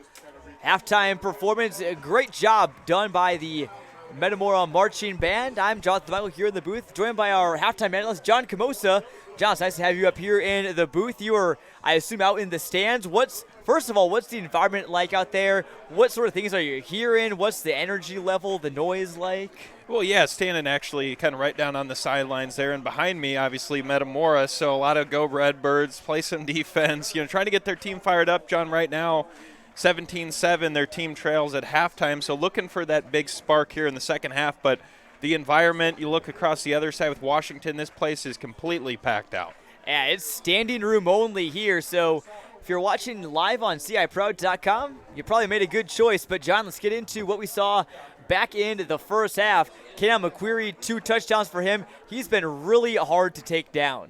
Yeah, he certainly has. We saw that last week, some big runs for him. But Washington, finally able to get some points on the board. They were held to 3 last week against Kankakee. But a quick start here. Kenan McQuarrie with that 10-yard touchdown run put him up 7-0 at 3:24 in the first quarter. But then really, Metamora followed up pretty nice at 9:46 in the second quarter as quarterback Nick Rhodes broke off a tackle there for a 28-yard touchdown keeper. And then from there, John, the Panthers really took control, channeling that defense that they had last week, bringing it into tonight. Kenan McQuarrie, another big touchdown from 20 yards out. Late in the second quarter, that was set up by a really nice pass from Tyler Humphrey that went for 35 yards. And then kicker Devin Miller to put his team up 17-7. That's kind of where we stand right now. Yeah, definitely, and it's been a run-heavy game as most of us around here expected, obviously with McQuarrie and Cranford, the feature backs in the backfield. McQuarrie obviously has been the better one so far, but looking through the air, it hasn't happened as much for both teams, but those ones where they have thrown, have usually tended to be big. Obviously, there was an interception by Avery Grebner for Metamora. That was a big play for Metamora that set up a scoring drive. And then how about that ball that you mentioned to McQuarrie? I don't know, from our angle, I don't know how he caught that, John. I don't know if you have any mental recollection of that play, but yeah, that was certainly something. Kind of on the opposite side of the field, but just outstretched arms, able to, dive and grab that ball. Really impressive catch. And then, John, back to your point, some of those long throws, we saw that interception from Metamora. Quarterback Nick Rhodes for the Redbirds tried to air one out. Almost looked like he had his man wide open midfield there in the second quarter, but it was just batted down by the outstretched arm of Washington's defenders. Some big plays they want to try to make through the air, but once again, Washington's defense, they've been really good in the secondary and really strong up front. Yeah, Washington's defense has looked amazing. They've allowed just 10 points in their last 7 quarters of football, going back to week 1. Shut out Canelan in week 4, and they obviously just gave up 1 touchdown on special teams to Kankakee last week, and just the scoring, or I should say the rushing touchdown to Nick Rhodes earlier. But overall, John, it's been a great first half of action. Washington pulled away later in the second quarter. What do you think both teams kind of need to do? What do you think that Daryl Crouch and Jared Grebner are talking about in their halftime locker room? Yeah, well, I think it's one of those games. Obviously, it's one of the biggest rivals in the area. Both coaches know how important this game is, especially for Coach Daryl Crouch. This potentially is the last time Washington will face Metamora unless they somehow run into each other down the road in the playoffs. But right now, the key to the second half for Washington, continue that hard-nosed defense. For Metamora, try to find some of those big plays. John, maybe go back to the air a little bit. A couple plays here or there could work out and continue to ground and pound that football. But I think we should be setting up for an exciting second half. Still a close game. Certainly, and Washington up on not just their hated arch rival, but also the number 7 team in the state in Class 5A would be a big one for the Panthers to start their Mid-Illini Conference season 1-0. But we still got 24 minutes left of football. The Panthers come back on the field. We'll step aside for a quick break here on CIProud.com, and me and Cody Roskins will have the call for the second half between Washington and Metamora. Are you sitting on the sidelines because you want more choices? Get in the game during the Total Sales Blitz at every Uptring Auto Group dealer, because we're loaded with our best total selection in 3 years and an all-star team that will make you a winner. UptringAutoGroup.com. It wasn't that long ago that I was ready to break, working a job that was making me miserable. Sure, I was getting my paycheck, but I was missing out on everything that mattered. I had to make a change, and that change was joining Sunflower Real Estate Group. Becoming a realtor didn't just give me the flexibility I needed. I'm no longer too tired to have fun at night, and I never miss my kids' games. Sunflower got my life back on track. Sunflower Real Estate Group, the brightest spot in real estate. And welcome back to Metamora. Both teams on the field getting ready for the second half. Jonathan Michael here and Cody Roskins of Clutch Sports Media here in the booth. It's a crowded press box up here at Malone Field. Everyone is here covering this game. The eyes of Central Illinois, you could say, are on this game. But there's also a lot of other good rivalry matches going on, Cody. The most notable other one is turning out, unlike probably anyone could have expected, Normal Community. And this is game is, you can watch it on clutchsportsil.com. Normal Community up 43-0 on Normal West right now. Yeah, raise your hand if you saw that one coming, and I don't think anybody's hand's going to be raised all that high, John. I mean, that is a lopsided game to say the least. But again, one of those two teams, you kind of figure would get a hold of the game at some point, but maybe not in that kind of fashion. And I mean, that's a statement. That is quite a statement. And Normal West is a very good team. They're ranked in the top 10 in Class 6A, so Normal Community is just looking like a steamroller in Class 7A this year. Some of the scores from around the area, our Owen Dimple is reporting live from Bartonville, where the Limestone Rockets have just scored 2 straight touchdowns to take a 13-12 lead on East Peoria. Owen will be turning around his story about that game, and either way, someone's going to be very happy to win that Limestone or East Peoria game. You could say that one is a rivalry in the Mid-Illini. Other big games around the area, not necessarily a rivalry, but get this. According to Peoria High assistant coach Ryan Mahan, Peoria High leads Urbana 78-0 at halftime. The Lions have 100 in sight tonight. Yeah, and again, Urbana is one of those teams. They're trying to grow, right? They've had trouble with football enrollment and attendance in the program the last handful of years. Getting back to the varsity season now, and they've had a JV team the last handful of years, too. Back-to-back weeks playing 2 of the better Peoria schools with Peoria Notre Dame, and now you're following up with Peoria High. Tries to put $1 million on everybody. I mean, those kids just got to remember it's about the process, right? I mean, you're going to run into some buzzsaws in the class that they're in, and hopefully they can, get that straightened out in the coming years.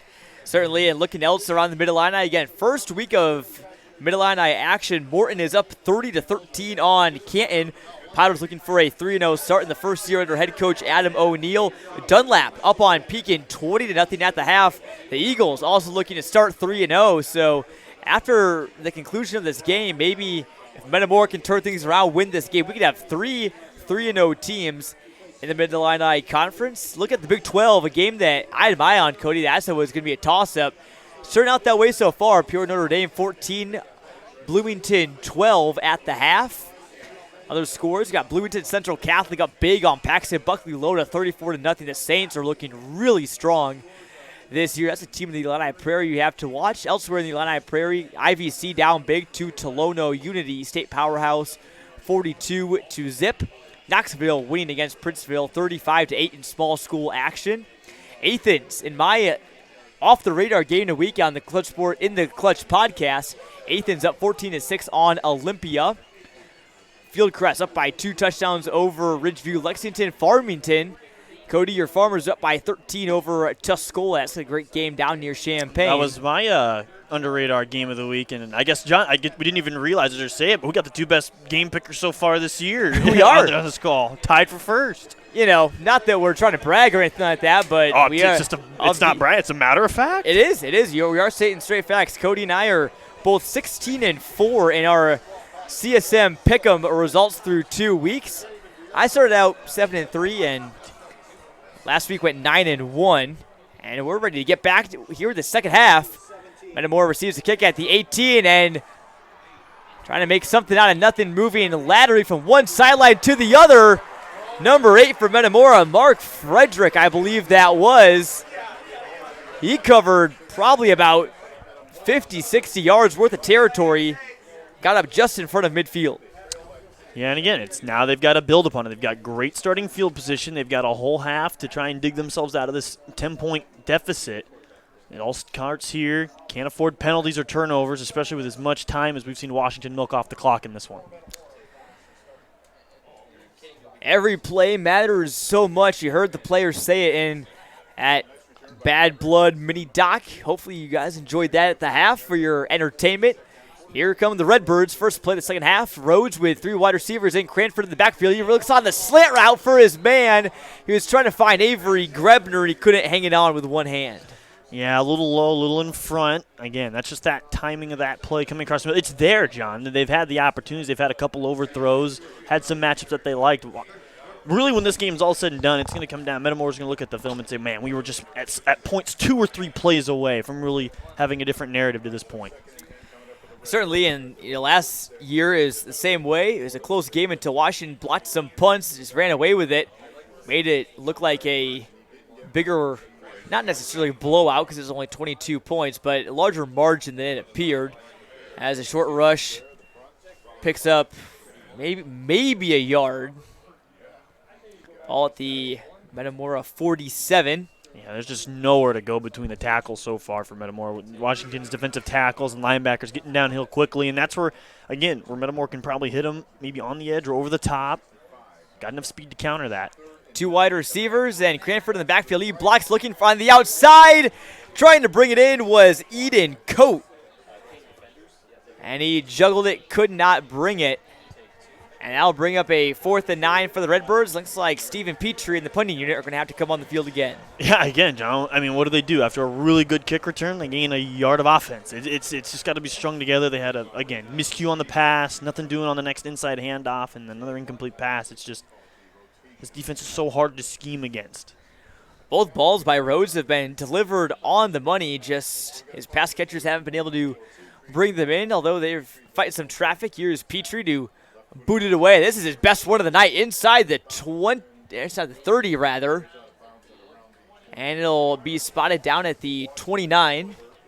So here comes Washington on the field again, Cody, and this feels like a drive where if you can march down and get a touchdown, you're feeling pretty good. And you got Metamora maybe kind of on the edge of their seats. Yeah, this is one of those drives where you kind of feel it, right? If you're Washington, you put a score on the board here, it really makes it an uphill battle for Metamora. So main goal for them, obviously, is to take time off the clock, shorten the game. They're really, in Madden, that would be, hit left bumper twice, try and put the true clock on. You're not snapping it until 2 seconds left on the play clock and trying to go down the field and see if you can put the dagger in this one early.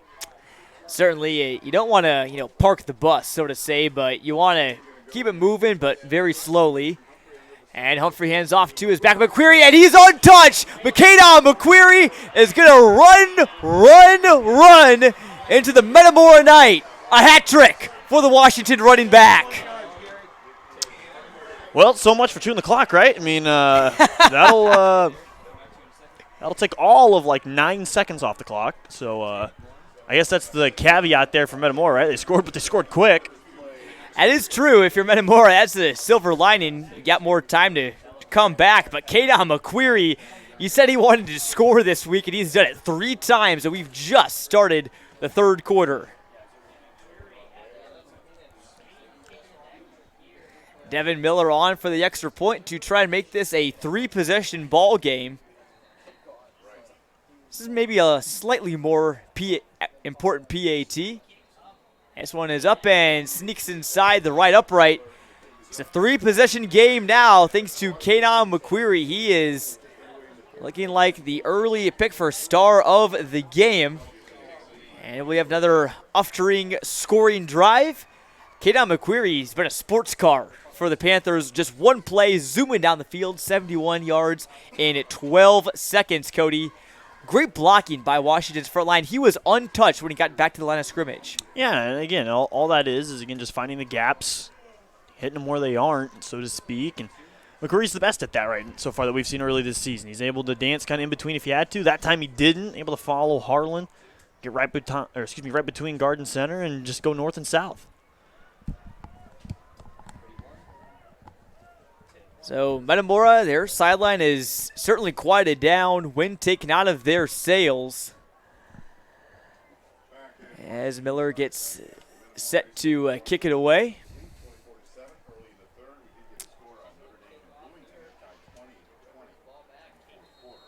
At Washington sideline, a lot of fans lining the fence. Energy is high over there as this one is brought in. Looks like by Frederick. He is about to the 30-yard line, and he's pushed out. We haven't seen Frederick carry the ball too much tonight, Cody, despite him coming back from his illness that kept him out against the Cavaliers of LaSalle Peru last week. Jadon Cranford, though, we haven't mentioned it yet, Cody. He's coming off a 202-yard game. It's been bottled up tonight, so. Yeah, and again, that LaSalle Peru defense, a little different than the one they're playing tonight in terms of just make-up schemes and obviously players on the field, so different challenges between the two. Metamora loads up in the backfield, and again, nothing doing. Defensive line for Washington of Carter Prina, Noah Bell, Robert Martin, Garrett Cox have been a brick wall all night long. Yeah, and not a ton of long runs so far for Metamora, and the longest was pretty much the touchdown they had earlier in the first half. Metamora, Cody, has a little bit more size on their offensive line compared to Washington, and obviously their O-line is bigger than Washington's D-line. As this slant pass is caught and brought down at the 48. It looked like that was Avery Grebner, who Rhodes has been trying to connect with more often tonight. They finally do so. They are a pickup of 22. Yeah, and that's the pass Metamora missed earlier on their last drive, John, on 2nd and 10. Tried to hit him in stride, a little low. But those are the kind of plays they need. Chunk plays at a time. Not necessarily everything all in one go, but if you can get 10, 15-yard increments from here and there sprinkled in, that'll definitely make a world of difference. Noah Bell comes out in the D-line for Washington, and Doherty comes in.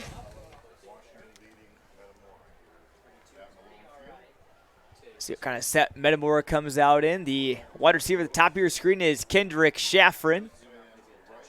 Got Cranford behind Rhodes in the backfield, and just to his right is Marshall Vasquez. This one to give to Cranford. He's across the 45 to the 40, and wrapped up by Tyler Brown. If he got past him, Cranford probably would have been at the end zone right about now. Yeah, and I really like the idea that time for Metamora. Let's get the vertical ground game going, right? It's a lot easier to gain yards going down the field instead of trying to dance sideline to sideline. But that doesn't mean you can't, rule it out. Just as soon as you get those linebackers flowing down towards the A gaps and B gaps, that's when you hit them outside. A.J. Stone in the backfield for Metamora, it looks like, and that run there. Looks like that may have been Seth Bauman, the tight end for Metamora. Rather, that was Cranford, excuse me, but that'll be a first down now at the Washington 36. So Metamora is moving the football, Cody. I think, again, I don't know what Tommy Sopko's range is at kicker. I certainly wouldn't expect him to kick it from here, but if you maybe drive it at least, say, 20 more yards, you can at least make it a two-score game and make a dent in this Washington lead. 3 wide receivers, trips top for Rhodes. Give up the gut. It doesn't go down right away. Evan Kyle picks up about 3 for the host Redbirds. Kyle so far this year, coming into this game, had 19 carries for 73 yards and a touchdown. Stephen Petrie, Metamora's punter, he's also listed as a running back. He's scored twice this year, so Metamora has quite a lot of options to run the ball, and you're not even talking about their quarterback, Nick Rhodes, who's very mobile. 2nd and 7 from the 32. Rhodes goes play action. That was a lame duck in the air and picked off by Brown. He gets wrapped up at the 22, but he just saw that one coming. A little bit of a wobbly pass. Flag on the play. We'll see what this is about, but I believe it was after the play was blown dead. We'll take a look.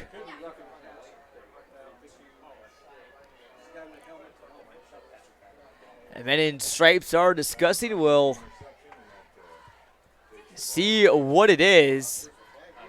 Didn't see it until Brown had the ball in his possession right around the 20-yard line or so. But as play stands, Cody, that is just going to make Washington that much closer to pulling this one out. It's going to be a personal foul against Metamora, so it will indeed be Panther football, plus an extra 15 yards. Yeah, and again, just not necessarily compounding mistakes there, but we saw Metamora gain the turnover edge in the first half, able to pick off Humphrey there. They give that position they earned back in terms of the aggregate, but again, giving up yards here shortens the field for Washington, and again, this is a team that it's no mystery what they're doing down there. They're just getting behind center and going. But again, that's one of those passes that Metamora not necessarily has to make, but there's a play call they have to dial up because they're trailing, by a couple scores. They can continue to run the ball. They certainly can. They certainly feeling more pressure right there. So Rhodes and his receivers, I'm sure, are going to be trying to talk through some things on the sideline. They're going to have to come up big later in this one. If Washington can score, it's too early to say if they can put it out of reach, but they'd be sitting very comfortably here in enemy territory. They give the end around to Mason Burke, the backup quarterback, and he's across the 45 before he's pushed out of bounds. The first time we've called his name, the transfer from Dunlap, and the younger brother of former Dunlap quarterback Madden Burke on the carry. Yeah, just a little jet sweep, coming across the formation, able to hit the edge, and a light little ushering out of bounds, and injury on the play. Looks like perhaps a Metamora Redbird down. I'll see who the down Redbird is, but our officials are talking. It was a flag on the play. And another personal foul. This one is going to be on Washington. So right after the Panthers get a advantage of a personal foul, Metamora gets one right back. 7:19 to go here at Malone Field. Washington has gotten 3 touchdowns from their star running back, Kaden McQuarrie, tonight. That was Gavin O'Loughlin down for Metamora. He walks off the field on his own power. A.J. Stone looks like he'll come back in and relieve him. O'Loughlin plays a little bit of a hybrid role, almost like a linebacker safety for the Redbirds. Metamora does get back, though, from injury. Connor Bidney in the secondary this week. And we'll sort some things out here. It's going to be about 2nd and 19 or so from the 30 after that personal foul penalty on Washington. Not sure what happened there, but in front of your own sideline too, Cody. You can't have that if you're Washington. Yeah, and again, nothing, I don't think, either between those two personal foul, unsportsmanlike conduct, whatever, for both Metamora and Washington. But again, those are the stuff you got to clean up, right? It may be a rivalry game, but you have to keep your cool. Don't want to give the Redbirds anything more than they need. If you're Washington, Humphrey rolls out, finds a man short, up across the 36 and pushed out of bounds is Mason Burke again. So the backup quarterback is maybe a little bit more of a gadget player than we thought, the senior. That'll make it 3rd and about 10. Well, again, as you said, backup quarterback. Well, it doesn't mean he still doesn't see the field as a quarterback. So getting the ball and players who can do both those kind of roles are real value to an offense. Washington, they have a talented quarterback room. Maybe not as many pure passers as, say, Jake Stewart from a year ago, but Mason Burke is an athlete. Madden Mendoza also is a good player as well. Humphrey tries to pass, finds Tyler Brown. He's knocked down at the 40-yard line. Great tackle by Marshall Vasquez to get at linebacker. Going to bring up 4th and long. That was a drive, Cody, or a set of downs for Washington where it felt like you needed to get a stop if you're Metamora. It certainly helped that they did so quickly. Yeah, it'll definitely help the cause. Again, all this action since the touchdown from Washington has occurred in about 2 minutes of time, so it's definitely come at the cost of, time coming off the clock. But and our Referees still sorting some things out. Jared Grebner talking with a couple of them. There's an illegal man downfield penalty on Washington. Metamora sideline has declined it. That should bring up a 4th down. I believe, Cody, if I'm not mistaken, this may be one of the first times that Washington has punted all night long, if memory serves me right, but I could be wrong. It definitely hasn't happened much if it has, John. Again, no official stats in front of us in terms of, into the broadcast, but looks like Metamora might go with the 2 punt returners here. I like that option, John, because it allows you to kind of really dictate which side you want to go to, even if the punt isn't necessarily to the side you want it to be. Again, they're right in the middle of the field, so this is really almost like a mirror return here. The deep men are Frederick on the near side and Grebner on the far side. Punt is away by Devin Miller. It's a nice one. And brought at the 26. He lost it. Whose ball is it? It could be Washington's. Oh, to be at the bottom of that pile right now. And it looks like Metamora recovered it.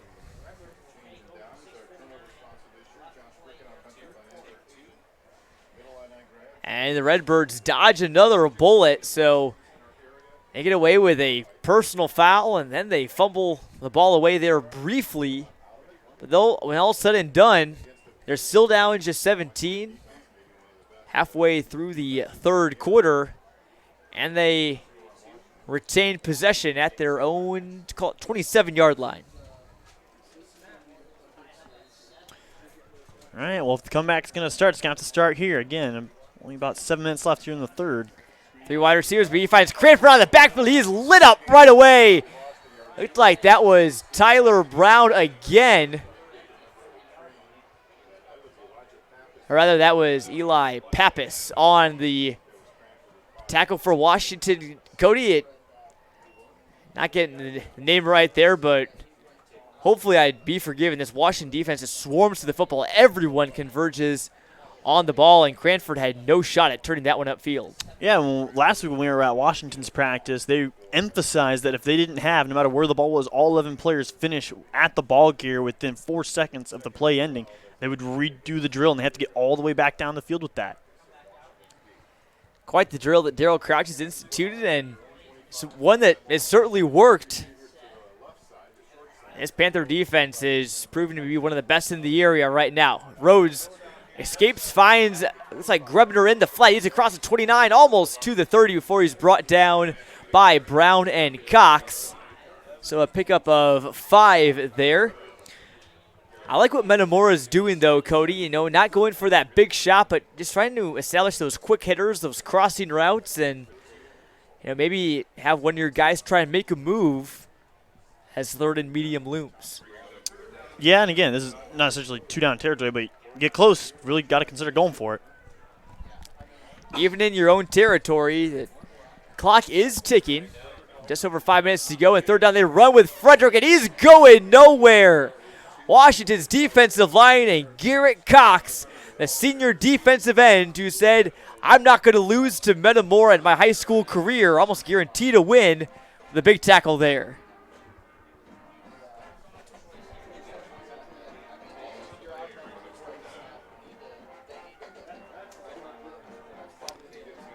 Redbirds will have to punt it away again, Cody. And again, going for it on 4th down, it's easier to do if you can put a little bit of a drive together. But so far, these drives have really stalled out for Metamora. A lot of 3-and-outs. Yeah, and it's just a story of the defense they're going against. Metamora, we know how good they are in terms of skill position players. Just running into one of the better defenses in the area tonight. Punt is fielded at the 49 as Barth. He runs up about 7, 8, maybe 9 yards. Close to the 40, so advantageous field position for the Panthers. They could go ahead by 24 if they can get a touchdown in PAT here. The good news, again, if you're Metamora, if you do give up a touchdown, you're still within 3 scores. If you can get 3 touchdowns yourself and also 3 2-point conversions. Probably a little bit too early, though, to start playing the scenario game. And Washington with Harlan and McQuarrie in the backfield give off to McQuarrie. And he's wrapped up right up the middle, a gain of about 3 or 4. And again, we saw their drive that essentially went 14 yards, and they took almost 3 minutes off the clock. So, getting them 40 yards to work with here. I mean, we could be easily looking at the start of the fourth quarter. You kind of try and map it out in your head, John. You know, what's the path for the Metamora comeback? It's almost got to be at some point a defensive takeaway that at least sets them up in short field position, if not a defensive score, just because you know Washington's not going to put the ball in danger. No, they're not. I would be surprised to see Washington pass unless it was a 3rd and maybe more than 10 the rest of the game. Let's give to McQuarrie. What a spin move. He's near the chains. He's across them. And McQuarrie breaking out the video game moves there to pick up the first. Really just almost kind of leaned into that one, Cody. You see him plant his foot. You kind of almost saw it coming, and he still got his defender and moved the chains now inside the 30. Clock ticking closer to 3 minutes left to go here in quarter number 3. Again, a quick reminder, if you want to get a score update on our other rivalry game, Normal Community and Normal West, you can watch that on ClutchSportsIL.com, but it's a lot to a little. As the Ironmen are running away with that one. Our Gavin Russell and Lateef Love on the call for that game. Pitch out to McQuarrie right. McQuarrie's going to pass it. So trickery there, and it pays off. What a risk there for Washington as McQuarrie finds Brayson Barth for a pickup of about 18. Almost threw it into triple coverage and got away with one there, Cody. Well, I don't know if he got away with it or not, John, because it's either – maybe that's exactly what, you know, Metamora was wanting, is to have McQuarrie throw the ball instead of take off with it, because he's been pretty darn successful at running the ball tonight. But, again, it's just one of those things. As soon as you think you've got him figured out on offense, they're hitting you someone else. McQuarrie was our WMBD player of the game from our game last weekend. This one, a run up the gut. Another rushing score for Washington. And guess who it is? Kanon McQuarrie. If you want to summarize this game in 2 words, Cody. Touchdown. Well, I guess it's technically 1 word, but yeah. Well, touchdown is 1 word. I was going to say Kanon McQuarrie. Yeah. He's been synonymous with the word touchdown tonight. Washington now leads 30-7 over the Redbirds. I mean, he's the living embodiment of check down, first down, or touchdown, isn't he? Certainly is. Every time he's touched the ball lately, it seemed like he's been a threat to score. And the PAT is up and good. Still a 3-possession game, but situation is getting more and more dire by the minute for the Redbirds, Cody. Rhodes is going to have to go to the air quite a bit, I think, now. Yeah, and it's not even going to the air, but going to the affair efficiently, right? Because they only have so many options in terms of people out in a pass pattern. So how do you balance that with probably putting in protection for what Washington's going to want to try and do defensively to rush the throw, force another wobbler in the air, so to speak? And it's definitely not going to be easy. We've definitely seen weirder things in high school football, but it's got to start here. They can't afford anything less than points here. Can't have any empty drives, that's for sure. Our Uftring Auto Group scoring drive, 4 plays for the Panthers, 40 yards, 156, keyed by that touchdown run by McQuarrie. Also set up by his 18-yard pass to Brayson Barth. So look at his all-purpose yardage bumped up there. The Orange Crush is blackout night for them across the way, and they are jumping up and down, probably rattling the bleachers on the Washington sideline. The kick is picked up at the 14 and run up across up to the 25. Cam Nickel, the returner for the Redbirds. They'll start with pretty average field possession, about 75 yards in front of them, Cody. They can at least get Washington territory by the end of the half. I think that's the first of a long list of objectives for the Redbirds right now. Yeah, I mean, first things first, they've just got to find a rhythm, right? I mean, you're not going to go over the top and probably steal an 80-yard touchdown or close to against this defense. So you got to find a way to move it in increments. And they'll go with Cranford. He makes a couple moves and only picks up about 1 or 2. Robert Martin was one of the first ones there, but it's been tough sledding for Cranford so far tonight.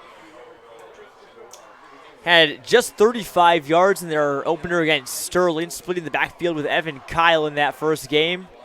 Then broke out with 202 yards last week, again, just a sophomore.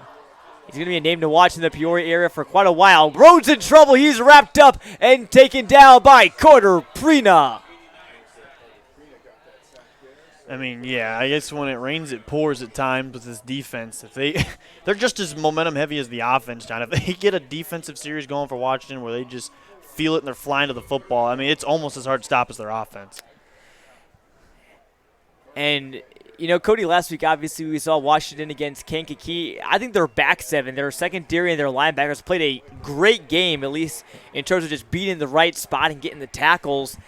Today, it's really been their front four that's been the star group for Washington. Prina, Bell, Martin, and Cox are maybe taking more advantage because they're not facing up against Kankakee's #1 O-line recruit in the state, Marquise Easley. Right, and again, a big part of there's like a misconception, John, I feel like, when it comes to defensive line play, right? Everyone glamorizes the sacks and all that stuff that defensive ends like to get, but mainly their job is just to hold down the offensive line from getting to the second level, and they've done a great job of that tonight. Certainly have, as we have another Fox Pub timeout. I thank them for sponsoring the timeouts all season long here on WMBD/CIProud.com. Head on over to Fox Pub in Peoria for great food and great drinks. And a little taste of the British Isles over there. As there's 1:01 to go here in the third quarter. Glad you're with us here on Clutch Sports Media, watching on CIProud.com. And it's an exciting year for us so far, Cody. We've seen some great football, and this year we're streaming 2 video broadcasts each week, as we mentioned earlier. And also, in case you haven't seen the launch of our CSM Overtime, we'll get more on that later. Rose looking deep, and that's out of the reach of Shaffrin. Barth and Brown were in coverage.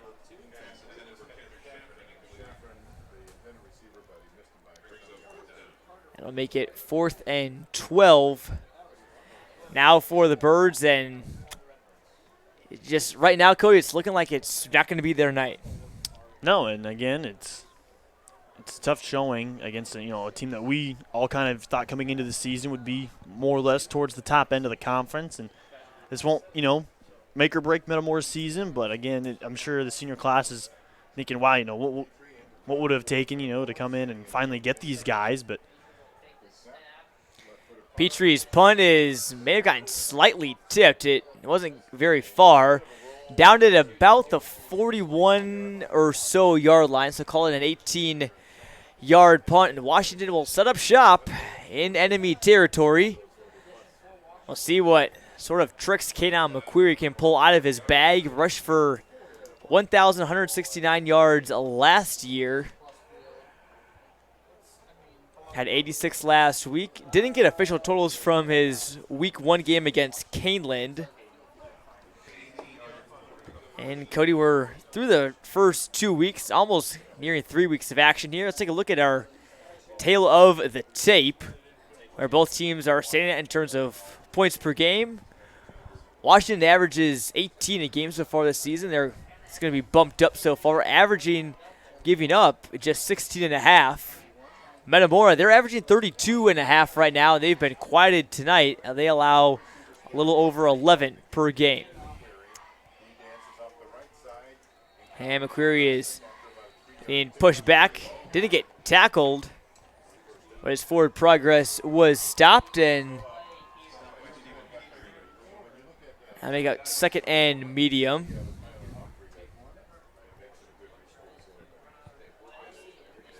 Well, that will most assuredly be the end of the quarter, John. Yep, there is a 1.5-second difference between the play clock and the game clock. So it looks like Washington is going to be taking a 3-score lead, 31-7 into the fourth quarter. 2 more touchdowns by Kanan McQuarrie. He's got a whole laundry list of them so far tonight, and his Panthers are sitting pretty here at Malone Field. We'll step aside here on Clutch Sports Media. Come right back with quarter number 4 on ciproud.com. Local 649 is looking for the next generation of apprentices. Between our commitment to safety and detail and state-of-the-art training facility, you will find more than just a career, but a family, creating legacies since 1896. Get in the game during the Total Sales Blitz at every Uftring Auto Group dealer because the selection you want is in stock and inbound. All-wheel drive SUVs, hard-working trucks, fuel-efficient cars, luxury and more, and an all-star team that will make you a winner. UftringAutoGroup.com.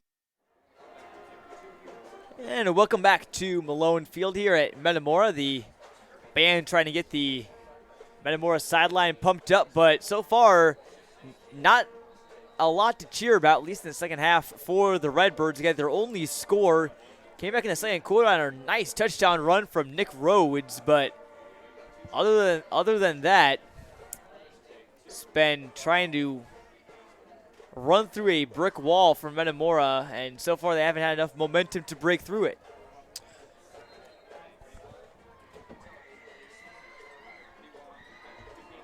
Second and 7 here for Washington as they begin moving left to right. Pickup of a couple, about 20 out of the 33-yard line.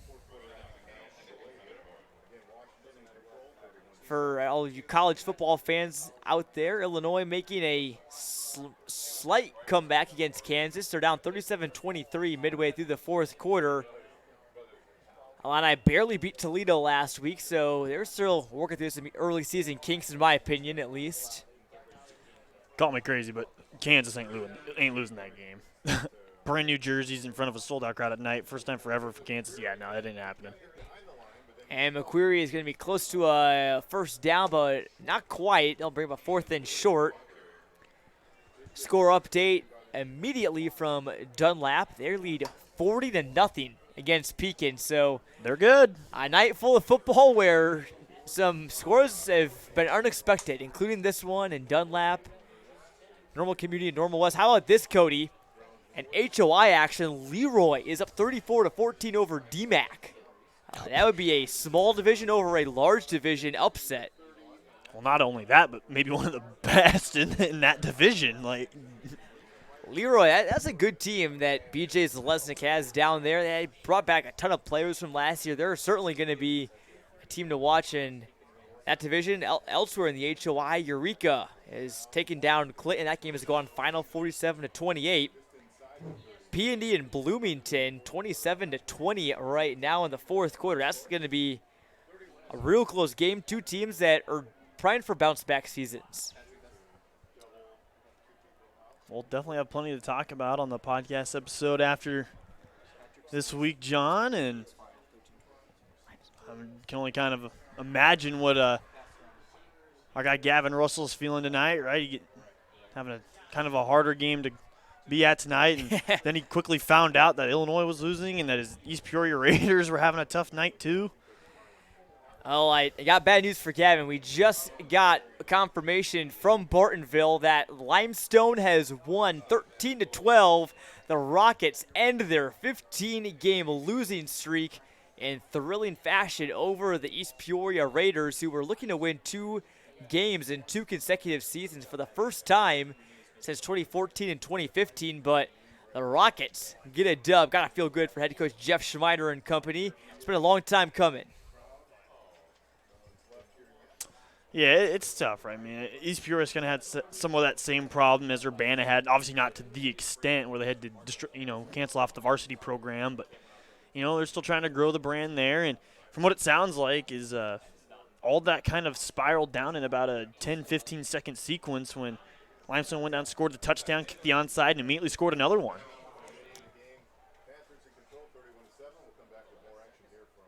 It looks like a Fox Pub timeout. Washington leading 31-7 here over Metamora. I want to thank Fox Pub for their support of tonight's broadcast. Without it, all of our sponsors, our broadcast tonight would not be possible. Let's take a look at what's coming up next for these teams. Washington hosts Pekin next week, so Pekin is going to be trying to come back and rebound after, we assume they result will hold in Dunlap. It looks like it's going to be a big loss for the Dragons against a very good Washington team that's, as you've seen tonight, folks, cloaking on all cylinders. After that, Panthers will take on Limestone. And for Metamora, their next couple games, they go at Morton next week. That is going to be certainly a game to watch. Then they have another game away at Canton. They travel to Ron Fonstock Field. Humphrey will pass for Washington, and no one was home. Miscommunication there. He was maybe looking for Garrett Cox, his tight end. That'll bring up a 3rd down and 9 from the 29. And Cody, at this point, obviously, if you're Kanon McQuarrie, you've certainly proved that, Washington can run the ball tonight. You've done the damage that he's needed to do. Right now, I mean, I don't hate that play call for Washington. Maybe just, I wouldn't call it garbage time yet, but, try and maybe work on some plays that, are still trying to maybe get acclimated into the playbook and try and get it down for next week.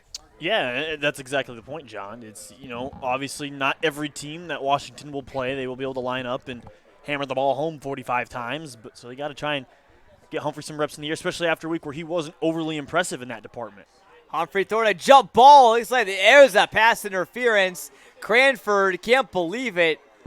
He's probably campaigning to the ref that Andre Lewis slipped on the turf, but they're, at least from our angle up here, we're pretty far away. There appeared to be some contact, so this should give Washington a 1st down with a little over 9 minutes left to play.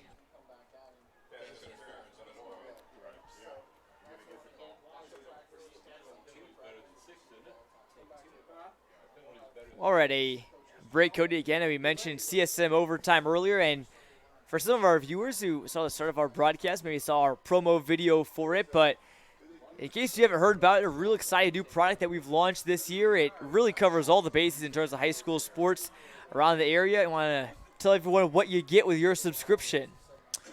Yeah, again, John, we've kind of touched on the last handful of weeks. Obviously, the second-to-none caliber and quantity of written content in the area, stats database.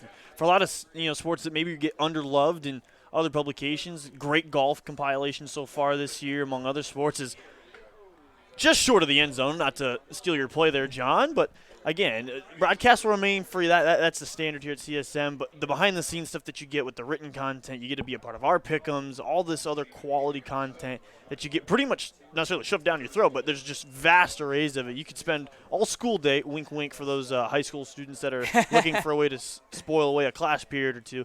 It'd be a great decision. And, again, it really helps us out, and at the same time really gives these student athletes and local kids a real chance to shine. I want to disclaim to all of our teachers out there, we're not responsible if your kid's looking at CSM overtime in class. Mason Burke may have found himself in the end zone. He has. First touchdown of the year for the backup quarterback who's caught the ball, ran the ball, and now he is in the end zone for Washington, 38-7. If the PAT is good from Miller, but it has been all night. And Washington has officially started pouring it on.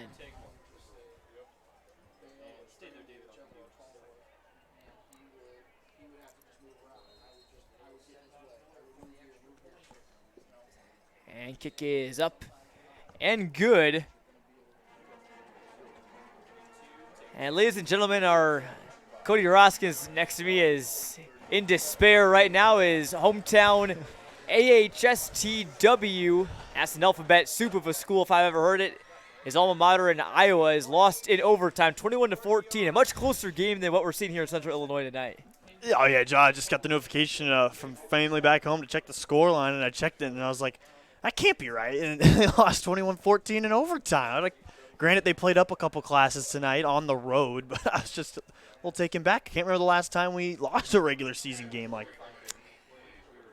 Your Vikings are quite the squad, and they've been getting quite a bit of love on Clutch Sports Media. It seems like we were bringing them up almost every broadcast. Well, yeah, we didn't even get to the agricultural fact of the week, John. I mean, we still need to get into our farm facts. Obviously, I'm not quite as much of a know-it-all about the farm life as you have. I'm getting to that way, though, obviously. It's the secondhand effect, right? It just rubs off on you. Yeah, it certainly does. And also it helps have, my girlfriend, she lives not really on an actual farm, but she's got almost like a mini farm in her backyard. Got ducks and mini pigs, chickens, goats. Next door, the neighbor's got some horses, a turkey, a tortoise, more goats, more cats, more dogs. It's a whole zoo almost. You can almost charge admission, but helping take care of them over the summer, it's been quite the experience. It's been some good and some bad, but when it comes to all the crops and the actual farm, I don't know anything about that. That's all you, Cody. It's a blessing and a curse.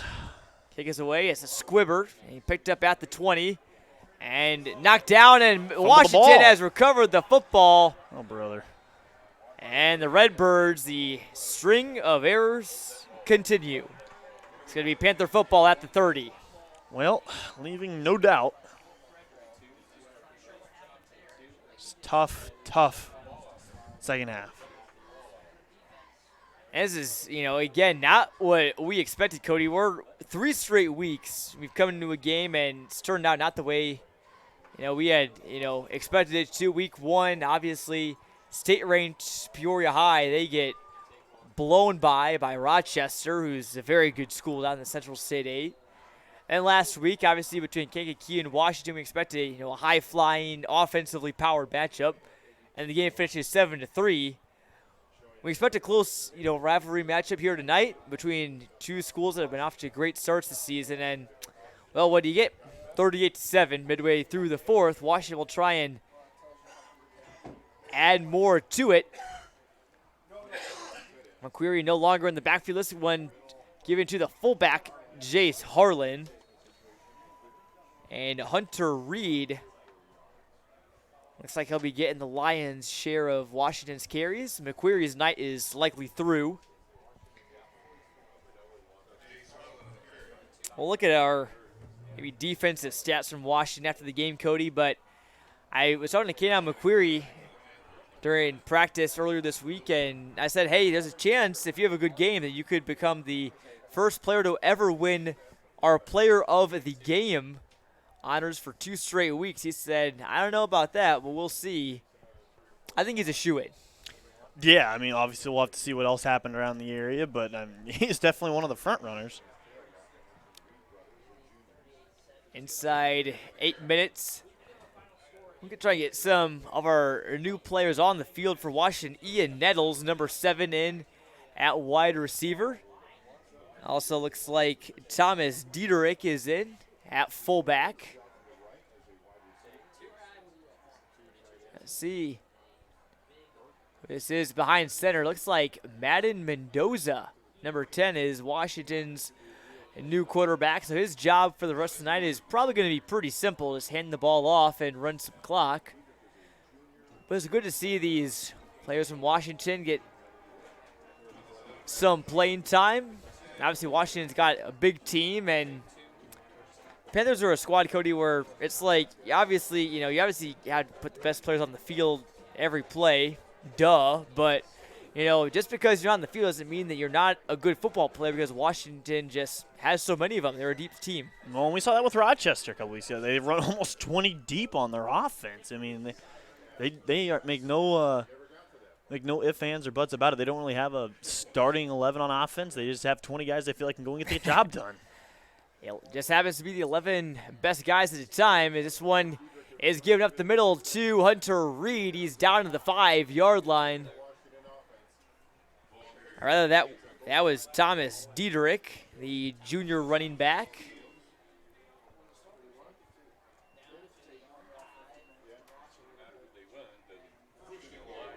Offensive line for Washington is still looking like the same. Cash Wisher is in there alongside Eric Doherty, number 75. Cody, really been a great game for Washington. Not much you would change. I think the only thing that anybody really needs to do on the Panthers is Eric Doherty needs to tuck in his jersey. It's hanging pretty low. See number 75 coming out of the huddle. He's a big cat. 6'4", 305, actually the biggest player on Washington's entire team. And it looks like Mendoza keeps it. He fooled Metamora. And Madden Mendoza adds himself to the list of touchdown scores for Washington, 44-7.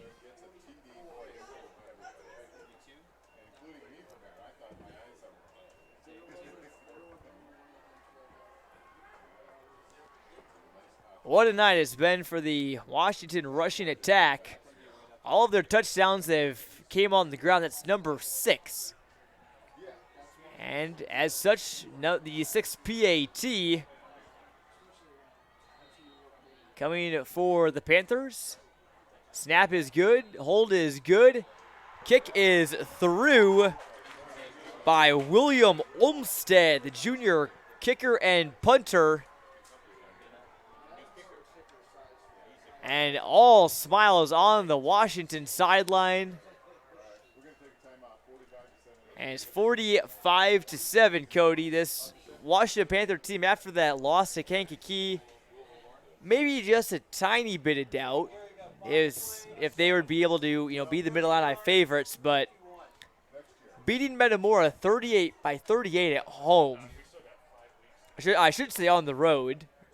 Metamora's at home. Well, leaving no doubt. Oh, yeah. I mean, what's that old Bachman Turner Overdrive song, Taking Care of Business? I mean, they are done that in spades tonight. And as the Piers Washington student section is saying goodbye tonight for the Metamora faithful. Goodbye and good night. This one is going to Washington.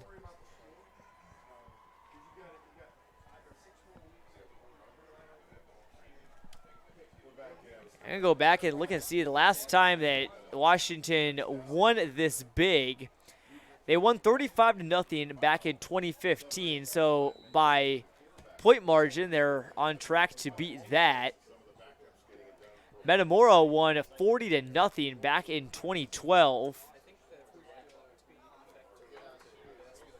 Washington, they won 44-0 back in 2006, but Cody pointed it out, 53-0 back in 1956 as Redbird falls on around the 25 or so, close to it.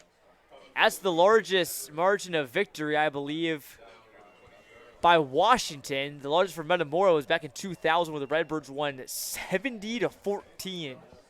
So this one, probably not going to set any records, but it'll probably be on the leaderboard at the very least. Definitely helped the morale, right? I mean, Coach Crouch going out a winner in his last time against the Redbirds. I'm sure it feels good for him to do it on the road. And again, sets up his team to have a really special season coming down the stretch. Metamora, of course, nowhere out of it as well. Only one loss, and anything can happen in the Mid-Illini. Now and again, Sterling and LaSalle Peru, as they've already proved, they're both pretty good teams, and their wins against them definitely prove something, as I believe that was Cranford on the carry, pickup of about 4 or 5. Those 4 or 5 yard gains to him probably feel like quite a bit more. And this is the last thing Metamora needs. Yeah, Cranford is down. Looks like he was maybe holding his leg a little bit, maybe his hamstring or his thigh.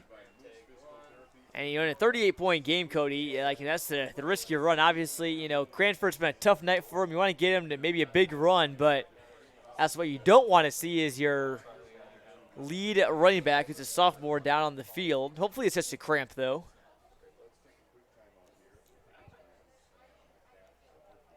And obviously just getting stretched out by the trainers a little bit, but yeah, just kind of looking up and down of what we got going on this week, John. Obviously this sets up a pretty big week 4, and I'm sure we'll have plenty to talk about come podcast recording time. Hopefully it's not as late as this last week. Oh, man. Yeah, we had to do almost like an emergency recording at about 10:30 at night. But we were able to get it done, and, also our In the Clutch podcast, in case you haven't seen those, have made a return. We recap all of the high school football action around the area, Mid-Illini, Big 12, small schools, you name it. We talk about it and discuss it on the In the Clutch podcast. Comes out every week, usually on Wednesday or Thursday. So if you subscribe to our YouTube channel, you can stay up to date with that.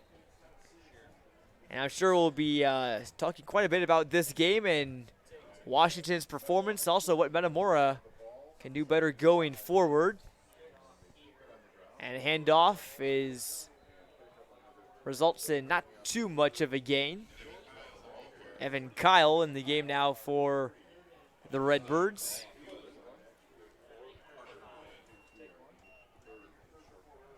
As we approach 5 minutes to go here at Malone Field. Cody, not sure if you actually, felt the turf or like you saw it up close, but one of a couple new turf fields in the area, and by far, Cody, this one's got the longest grass, probably the most realistic surface, at least, comparing turf and grass.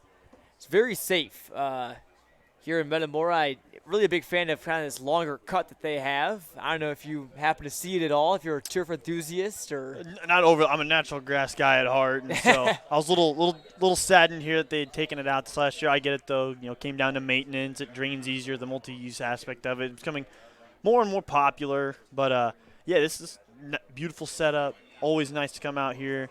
But you're right. It's kind of a stark contrast almost to what we saw in Peoria, where it's almost more carpet. Yeah. At Peoria Stadium than it is out here.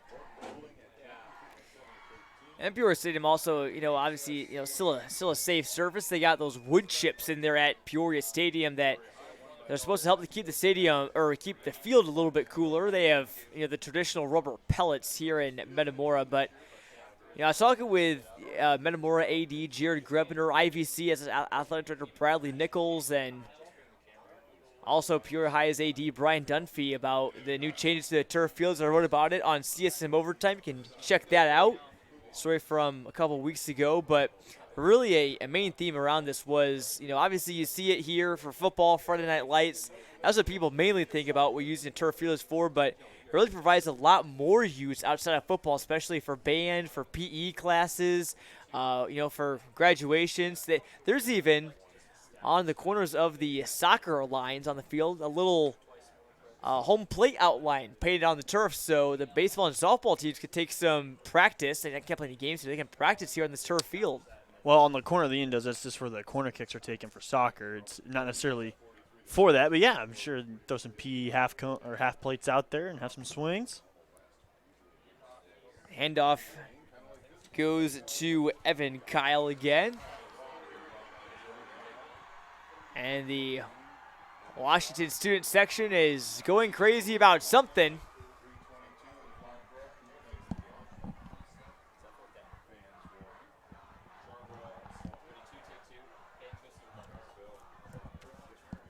Our Charlie Schermerhorn seems to know what the big ruckus is about. It looks like Charbel Hamad is now in the game for Washington, number 27, when he checked in. Everyone went crazy, and again, a guy on the bench for Washington probably doesn't get a ton of playing time, but he's getting to see the field here. His first taste of the Washington-Metamora rivalry, and we'll see if 27 in white can make a tackle. I bet that would be a cherry on top for the Orange Crush student section. Yeah, and of course, these two really won't see a whole heck of a lot in terms of each other's student sections until basketball season, where I'm sure Metamora will be all too happy to try and lay some revenge for this football season. Certainly, but Cody, again, this really, almost it seemed like for a while every Washington Metamora game we did was pretty close, whether it be football or basketball. At punt nearly. And knee was down. It's going to be down inside the 30. Oh, my. Tommy Sapko's knee is going to put Washington at the 30-yard line with a little over 2 minutes to go. So, at this point, obviously, it's not like Metamora is going to win the game, but it just hurts morale if you're the Redbirds. They were in it for a bit in that first half, Cody, and that rushing touchdown from Rhodes tied it up at 7, but the Panthers have reeled off 38 straight, and it seems like they just can't make a mistake. Metamora trying to do something right. Well, again, only 2 minutes left. Trying to see what they can perhaps come away with. And again, a lot of the JV in. It's all about just, getting future reps, just like we saw with the JV game earlier. And that was a phenomenal JV game, by the way, going to overtime. It was. And for those unfamiliar, the difference between high school and college level with the overtime rules, it's instead of first down and 10 at the 25, it's first down and 10 at the 10. Oh, my. So it's infinitely harder, I think, on a defense to try and find a way to get a stop. I mean, unless you have a good first or second down, they're already inside the 5. Certainly, and Washington won that JV game. They're going for the sweep tonight. With a little over 2 minutes left, Cody. My main thing is I want to see if Charbel Hamad, who's listed as a running back as well, will get a carry. That one is handed off. Looked like to maybe William Freeman. So again, players that don't normally get to see the field, or their chance to shine, I should say.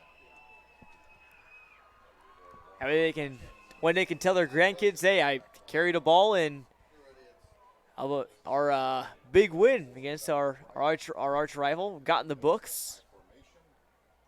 Yeah, it's obviously not about stats, Cody, but you got to feel. Well, depending on who you ask. Yeah, most important stat is the one on the scoreboard.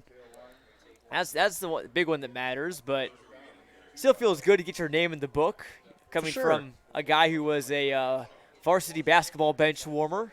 Hey, you can only play 5 at a time. And we're inside the final minute. Washington's going to walk away with a big win and move to 2-1 overall and 1-0 in the Mid-Illini Conference alongside Dunlap, Morton, and Limestone.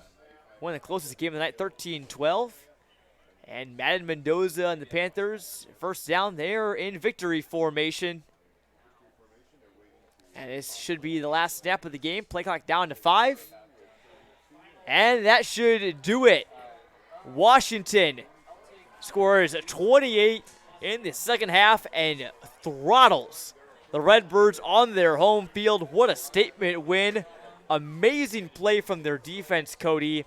I'd go on a limb and say Washington probably has the best defense in the Peoria and Bloomington Normal area so far this year. They proved something big tonight.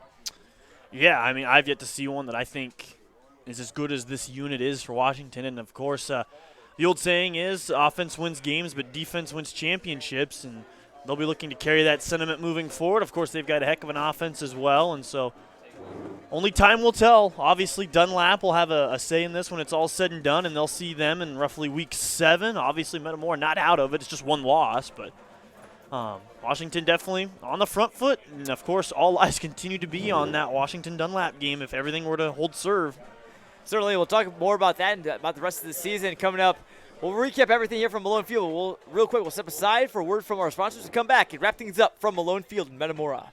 Local 649 is looking for the next generation of apprentices. Between our commitment to safety and detail and state-of-the-art training facility, you will find more than just a career, but a family, creating legacies since 1896.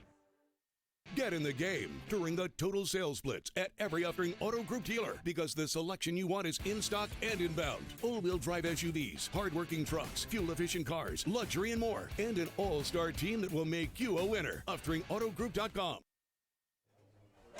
And welcome back to Malone Field. Jonathan Michael here and Cody Roskins wrapping things up from a big win for Washington. Cody, we touched on what this means wins for Washington. For Metamora, like you said, though, Cody, it's not the end of the world. Obviously, you don't ever want to lose against the Panthers 45-7 on your home turf. But, you're only 0-1 right now. Still a long Mid-Illini season ahead. This Redbird team I still think is going to, be one that people are still going to think, maybe not give them as much respect as they deserve. But they're going to make some noise later in the season, I still think. Oh, absolutely, John. Again, I think this loss hurts more in terms of just, gut feeling and morale than it does really on your record. It's only one loss. And, again, half the conference had to go 0-1 tonight. That's just how the math works out. Like, if we were to judge everything off of week 1 in conference play, last year would have, been crazy. But, again, it's just 1 week, and Metamora fans, I'm sure they'll be just fine. I think they've got, Morton next week? Indeed, yes. So, again, they're going against another tough team, but they'll be prepared to go for that one. I'm almost rest assured. And for Washington, again, just all the momentum in the world. It's that who's next mentality. Yeah, certainly. And, Cody, real quick, going back to last year, I remember Washington started the year 0-2. A lot of people were counting them out. I, maybe admittedly myself, wasn't thinking the highest of Washington, at the start of last year, right around this time. But they pulled off a signature win against Metamora and really just turned around their season. Ended up pretty good. So, again, long season ahead for the Redbirds. And Jared Grebner's squad is still going to be making some noise. They got a great rushing attack, good defense as well. Washington this is going to be a special season for them. Their 100th year of football, Daryl Crouch's final year, and he is going to go out a winner in his final matchup against the Redbirds. Washington seniors as well finish their high school career, assuming these two teams don't face off in the playoffs, which probably won't happen. Washington in 6A, Metamora in 5A. They're going to end their high school career going undefeated against Metamora. What a feeling it must be for them and the Panthers. That about wraps things up from Metamora. I want to give a huge shout out to all of our hardworking crew here at Clutch Sports Media. Our producer, Charlie Shermerhorn, director, Josh Messenger, our camera operators, Caden Sexton, Patrick Huber, and Charlie's friend, David, who, forgive me, I don't know his last name. Stephen Hart. David there we go. Stephen Hart, new member of our Clutch Sports Media squad, pinch hitting at the last second, helping out, and a staff member who was sick, but props to him for coming out tonight. And also Francisco Alonso shooting pictures and updating your social media feeds. Be sure to tune in to our Instagram, Clutch Sports Media, and our Twitter at Clutch Sports IL for our player of the games and post-game coverage following this one. So, one last time from Malone Field, Washington 45, Metamora 7. It's all Panthers in the 67th edition of the best rivalry in Central Illinois. So long, folks. We'll talk to you next week here on Clutch Sports Media and CIProud.com for your WMBD Game of the Week. Have a good night, everybody.